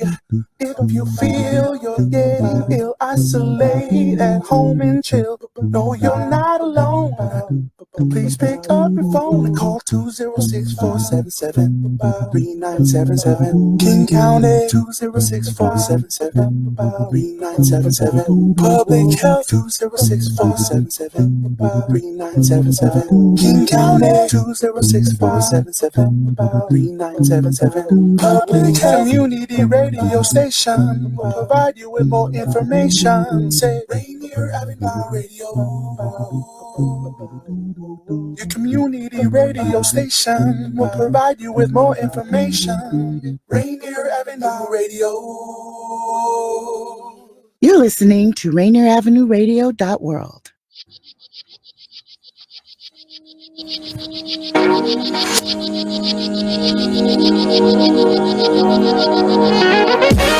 Welcome back to Rainier Avenue Radio.world, our special broadcast of the impacts of the coronavirus on South Seattle and surrounding communities. Just joining us, we spoke earlier at 1 o'clock with Annie Tran from Seattle Ethics and Election Commission, and then also Nirae Petty from the Urban League of Metropolitan Seattle about democracy vouchers. So if you are interested in donating to a political candidate in Seattle, there's an opportunity here for you to do that. $100 worth, $25 per voucher. We just spoke with Toshiko Hasagawa about the recent uptick that's always been there in anti-Asian discrimination and violence. Joining me right now from Seattle Humane is Christopher Ross, the CEO of Seattle Humane. We're going to talk about what's been happening with our pets, our furry friends, and with animals in general during the pandemic. Christopher, how are you? Thanks for having me. You see that, man? When you're the person who takes care of pets, you get a big round of applause. I love it. Well, thanks for having me. Any opportunity to talk about our shelter and what we do and help supporting the community is a great opportunity for me. Well, here's the first thing. Seattle Humane is in Bellevue, correct? Yeah.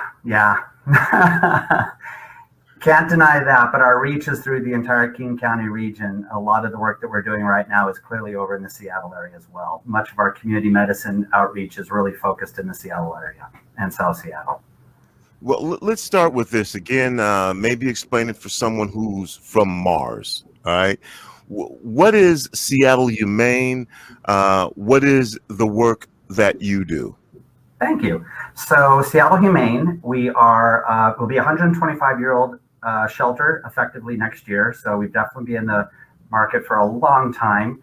And we're currently about a 60,000 square foot state-of-the-art facility that was built back in 2016. And as a state-of-the-art shelter, we have a beautiful veterinarian clinic hospital that supports the animals both from inside the shelter and for the community. We have a beautiful kennel space that helps hold the animals for us and is the best humane kennels that you would imagine. And then ending with a beautiful adoption studio where the animals meet their forever home. And that is our shelter here in the Bellevue area, you're correct. But one of the other things about our shelter that's so important is that we've really been focusing on the ability to reach out into the community. And unlike other shelters that really are focusing on the adoption and adopting the animals out, we've made our focus on trying to create more of the shelter inside out and working with community medicine and reaching out and to the best of our ability to help prevent animals from even coming into the shelter. I mean, as we all know, it's less stress and probably even more cost effective to prevent animals from ever coming into the shelter in the first place. My guest again, Christopher Ross, CEO of Seattle Humane. Christopher joined Seattle Humane in just January, so just recently, and came to Seattle Humane from Compass Housing Alliance, where he'd served as a CEO over there since 2019, and before that, he'd been their chief of staff.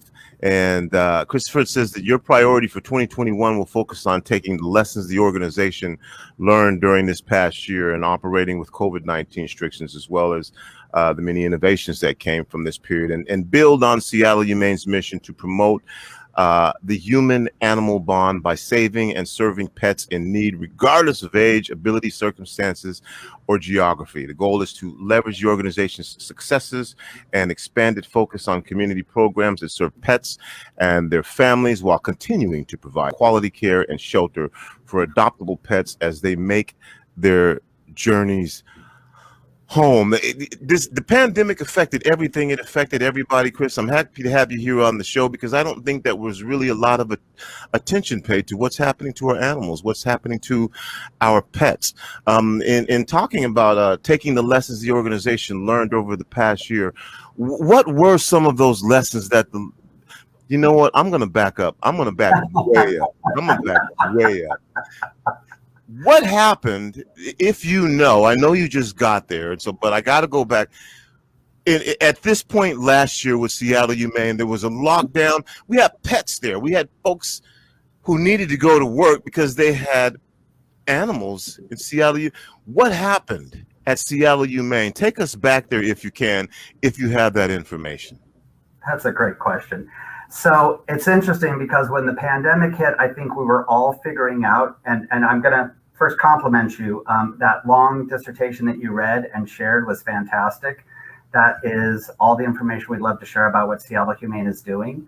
And that's a good segue into then what we did in reaction to the pandemic. So the first thing is that while the pandemic was revealing itself and how critical it was and how people are going to have to start locking down, the agency, of course, first took note of what they needed to do for the safety and the security of both its staff and its volunteers, and then the animals that we serve.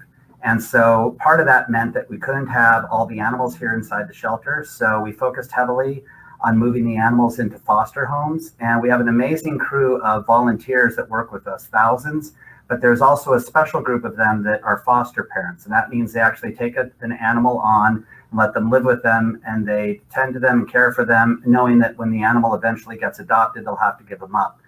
And it takes a unique, loving individual that can take a foster pet and keep them for what could be a matter of days or weeks, or in some cases, months. And then we immediately converted, while we're moving the animals into foster care, we also then started to be very conscious of having people social distance and keep outside of the shelter, which meant that we started doing curbside check-in and curbside adoptions.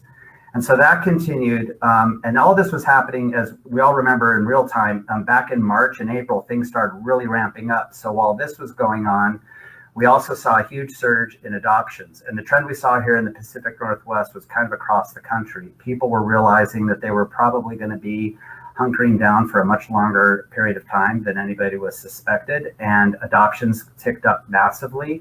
And so animals were being adopted at a very quick pace, as well as we were starting to lock the doors and unfortunately have to go to strictly curbside. We didn't actually stop serving the public in any extent. We just had to move to purely curbside with great social distancing, face masks on. Unfortunately, we had to do it independently. We had to thank our volunteers and have them sit on the sideline while their safety was also a big concern. And that is how we weathered the initial part of 2020. But we also took that same time to realize this is when we need to figure out how we can take our resources and be even more relevant and of more support to the community. So we already had some great community medicine programs and outreach, but what we wanted to do was take them and really dial them up. So one of the first programs that we created was a pet ownership assistance fund. And the name aside, it was basically an idea of helping bridge owners with when they had economic challenges so they can keep with their pets. So we have two amazing donors, Anne and Jack Fontaine. They've been donors and associated with the shelter for decades. And they personally funded this Pet Owner Assistance Fund.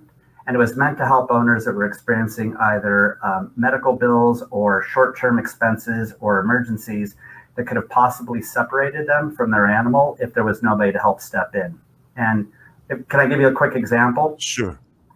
If somebody was having there was a sudden medical bill, and for people that were on unemployment, having a medical bill with their animal could be the difference between either getting the procedure or going without a certain rent check, or potentially going without or rent payment, or potentially going without certain other things that they needed.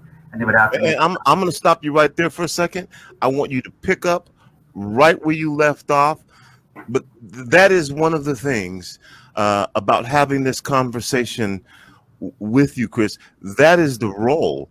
That is the existence of pets in a lot of homes. Now, all pets aren't in homes, and we're going to talk about that too.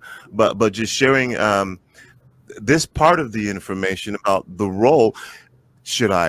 For a lot of folks, it might be, well, you're definitely going to pay the rent, or you're definitely going to, but for folks who have pets, it's going to be, no, my pet is important to me. Anyway, go ahead. I love that. You're right. I kind of take for granted that everybody puts the pet in their life on the same level as their other kids. I mean, it's two-legged or four-legged. So in that, there's no value judgment, but when stuck with a really, really critical life decision, like having to meet rent or other critical bills, it's tough. And the whole idea of the Pet Ownership Assistance Fund was to help make that go away.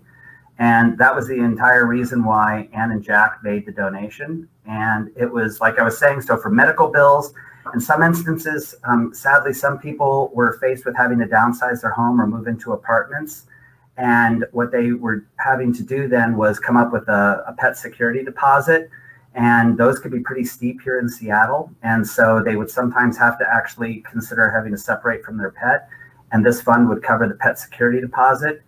There would be times, Tony, that somebody would come in and have to surrender their pet because just the challenges going on, and they, unfortunately, with behavioral issues, could not deal with it with everything else. And we would then offer to cover the behavioral training courses to help keep them with their animal. So the Pet Owner Assistance Fund is probably one of the most beautiful ways to make sure that we create a bridge. And to date, since it was launched, it served over 200 families, and I think it's dispensed about over $72,000 to the community. Wow. Yeah, we're really proud of that one because not only does that speak to the humanity of how important it is for pets to be in people's lives, but it also speaks to, I just think, where our agency's focus is, and that is keeping pets with their owners and their humans, and never even having them enter into the shelter system.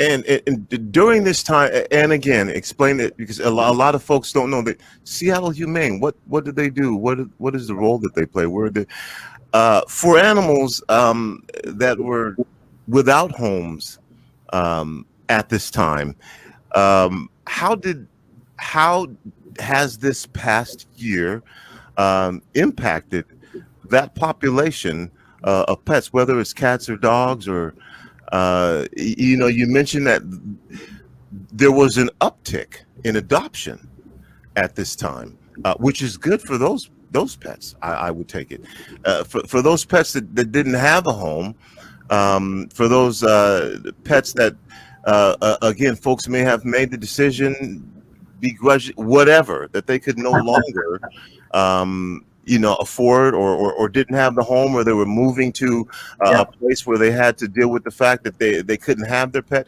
What was going on with those pets and Seattle Humane's role at that time during the pandemic? So I think what you're referring to is in part the idea that there are times that somebody still has to surrender their pet. The conditions are so large, or there's nothing that we can do to help offset it. We can't take the pet temporarily or pay for a certain fee to help keep the owner and the pet connected. But in those times that they have to surrender, and I'm glad to say that surrenders during this period have also been much lower, but when they do need to surrender a pet, we of course take that animal in, we conduct a thorough medical exam, provide the pet with any behavioral support that it might need, and then put it immediately up for adoption. And typically during this process, during the pandemic, instead of having the pet be inside the shelter, we try to move it out to a foster home as soon as possible and then run the adoption from that point. I know we're on radio, but I just want to point out the dog sitting behind me. This is Hubert. It's visual. It's radio, and we take advantage. This is like 2021, Chris. We taking advantage of this internet thing. So Hubert happens to be an interesting example. He's a pandemic puppy. So Okay. he was pretty much raised during the pandemic. The owners couldn't keep him, and being a pandemic puppy meant that he didn't have the normal socialization of playing in puppy parks and meeting people on the street. There's an isolation that is very, very real with the animals as well as it is with the humans. And so Hubert has just been much more timid than you would expect for a young, healthy dog of his age. Super loving, cuddly, just very timid. And much of that is this kind of byproduct of being a pandemic dog. And I'm excited because at 4 o'clock today, he's going into his foster home. I've had the joy of letting him be in my office for the past couple of days and being able to sit on the floor with him and give him love. And he's ready to go to his foster home. And then he's on our adoption site.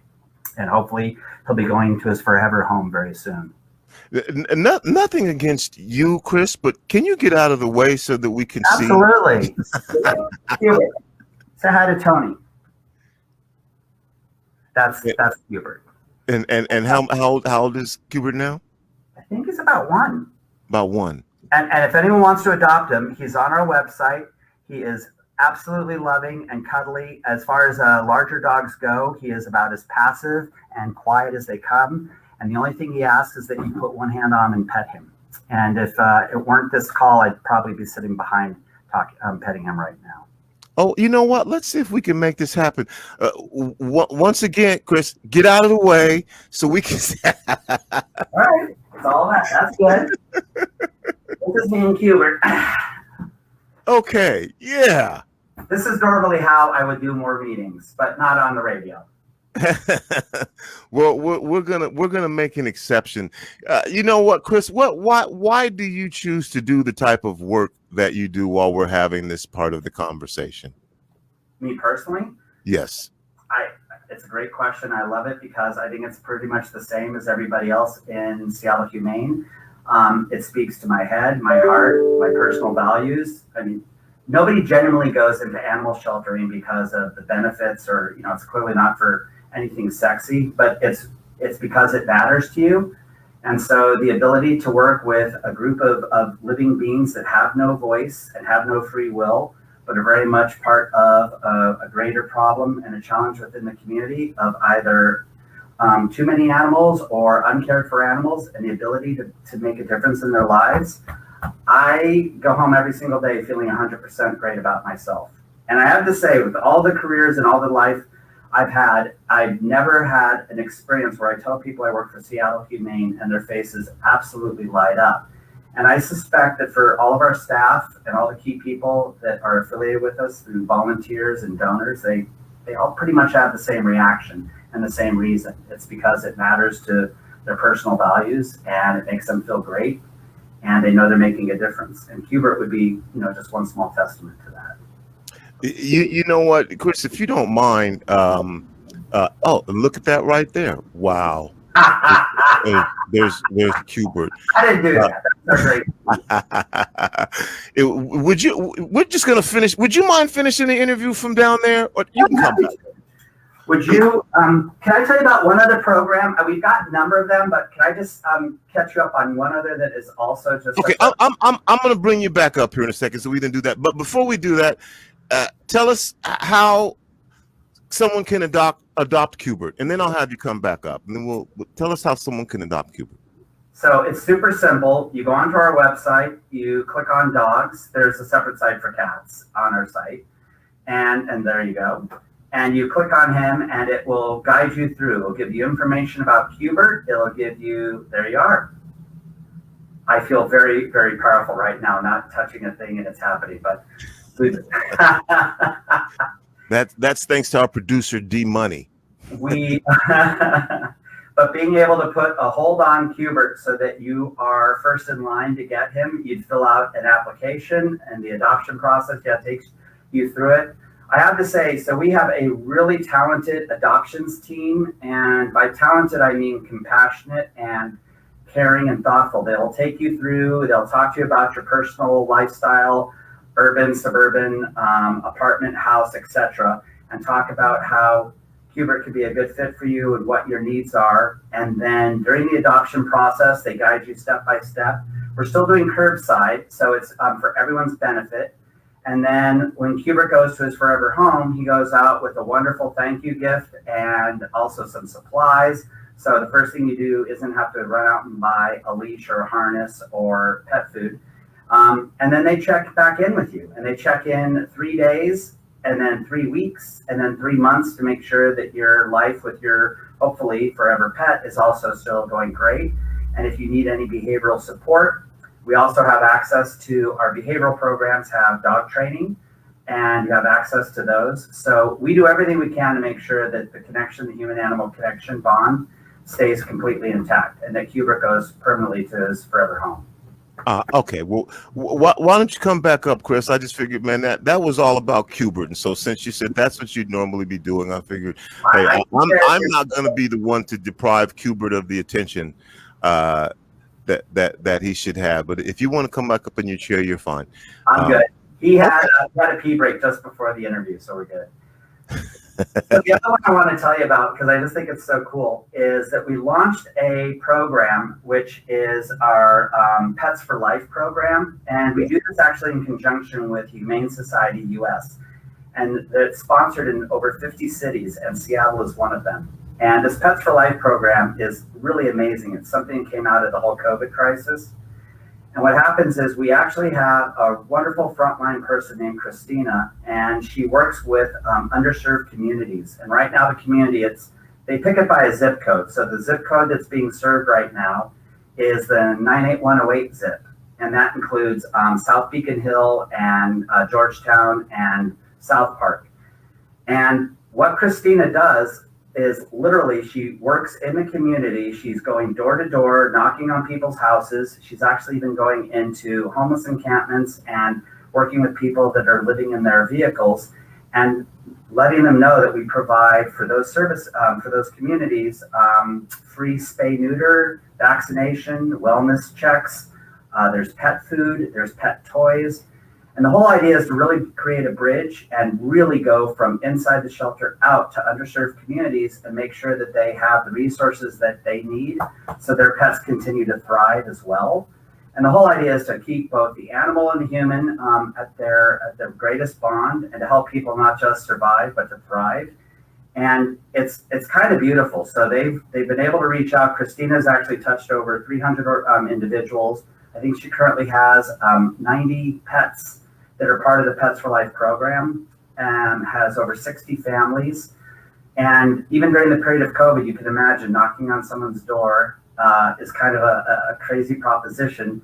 And the people are even more suspicious when somebody's saying, I'm here to offer you free pet support. But when they finally realize that it's sincere and it's an authentic offer, they light up. Christina was telling me one of the families she talked to after, got over their initial suspicion of this whole proposition was real, said they have a cat. And then they kind of over the conversation said they have 2 cats. And then by the end of the meeting, they admitted they had 4 cats that all needed spay neuter. And she's now actually, she checks in on them. They're now moving on to wellness checks for the animal. And what is kind of really wonderful about it is apparently this family even now reaches out to Christine to see how she's doing because it's part of their support and she's part of their ecosystem. And I love that. And that's our Pets for Life program that we continue to keep growing and intend to go strong with it, moving into other zip codes as well. Chris, during the pandemic, how did staffing work out? Did you have to downsize? How did that work out for the people who work at Seattle Humane? So part of that answer is the fact that the credit would really go to our amazing donors. So we have an amazing group of support donors that have been helping back the agency over the years and have helped us to continue to fulfill our mission. And they didn't take their foot off the gas pedal once during this pandemic. And in some cases, we even had new donors that came to light during the pandemic and through some of the stories that they heard. And we were able then to continue providing our services like I've been talking about. But we also during this period had applied for the payroll protection program, and that gave us a small boost as well. And between those two, we were able to not have to lay off a single employee during the COVID crisis. And I'm proud to say that we're actually starting to hire again and bring people back, not new people back in for some positions that we've had vacant. Well, I got to tell you, man, right now I'm having some puppy envy going on. I wish I was doing what you were doing right now. Just don't wear a black cashmere sweater. I don't know what the hell I keep thinking. Again, my guest is Christopher Ross, CEO of Seattle Humane, and just wanted to share with you what Seattle Humane was going through during the pandemic, and even more so what was going on with our furry friends, our pets, during this time of the pandemic. And Chris, it's wonderful to know that adoptions picked up during this time.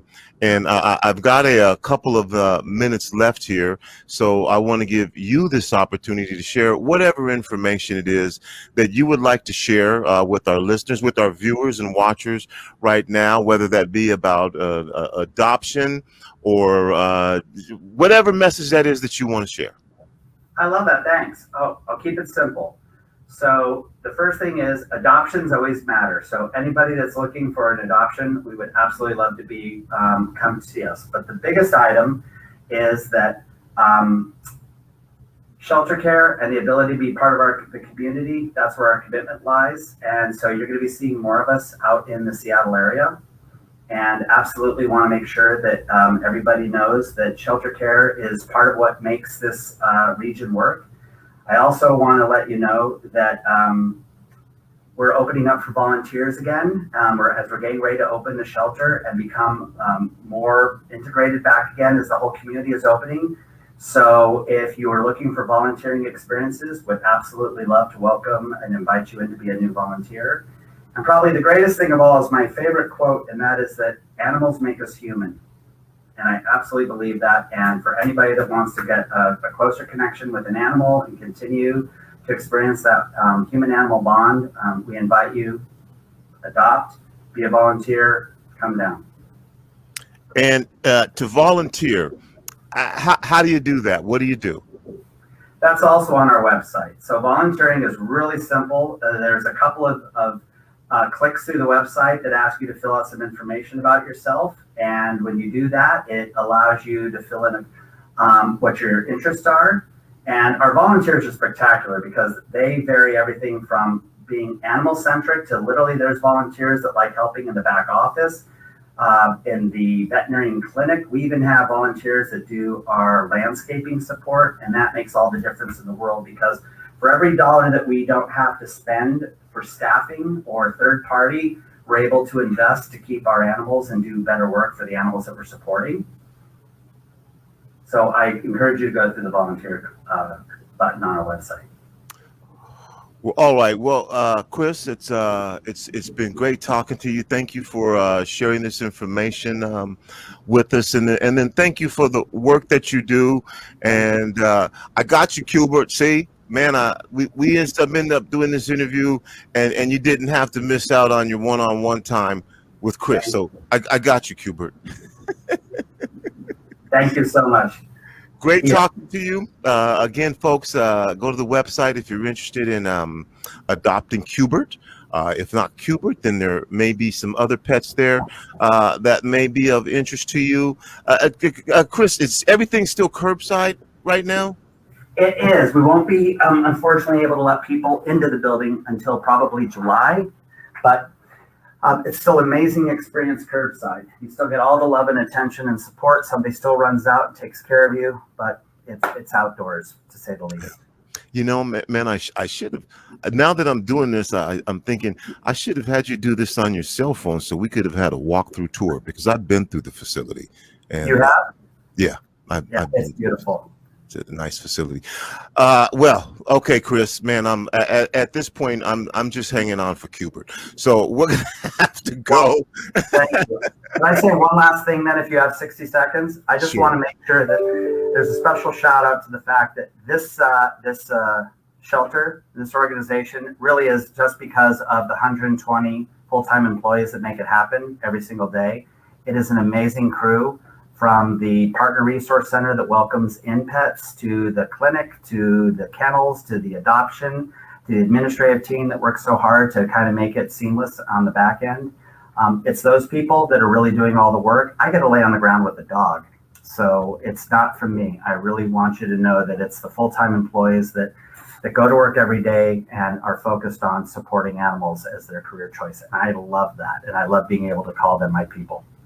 All right. We're going to have another coronavirus special coming up for you very shortly. I want to remind everyone, Metro League High School football, the Lakeside Cleveland game, I'm saying that was going to happen at 5 o'clock.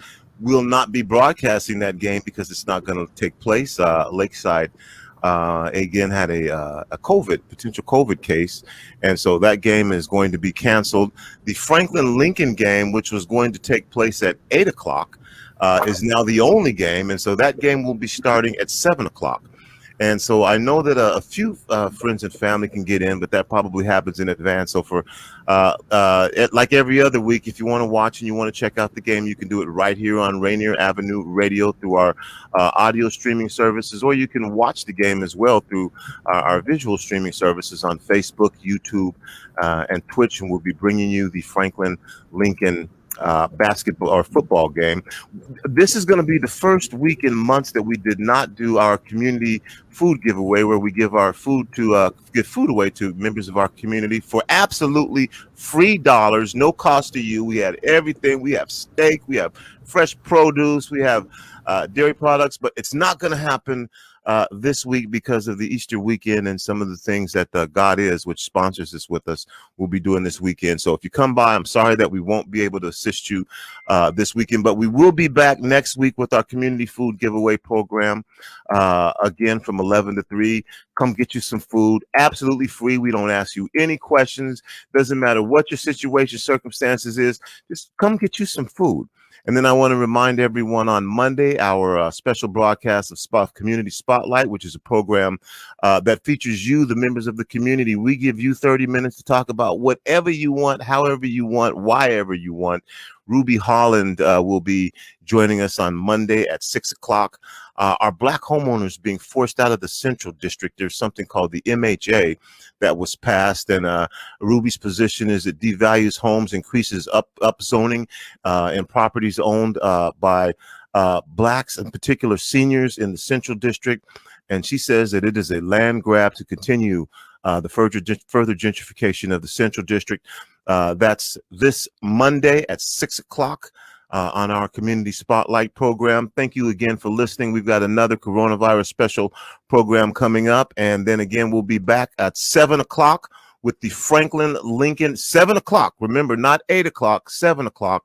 And with the Franklin Lincoln game, and the 5 o'clock Lakeside Cleveland game has been canceled. So that's it. That's all the time I have. That's going to do it for the kid. Thanks again to all of my guests, Nirae Petty from the Urban League of Metropolitan Seattle, and Annie Tran from Seattle Ethics and Elections Commission, talking with us about democracy vouchers. Toshiko Hasegawa speaking with us about anti-Asian discrimination and violence. And then also Chris Ross from Seattle Humane.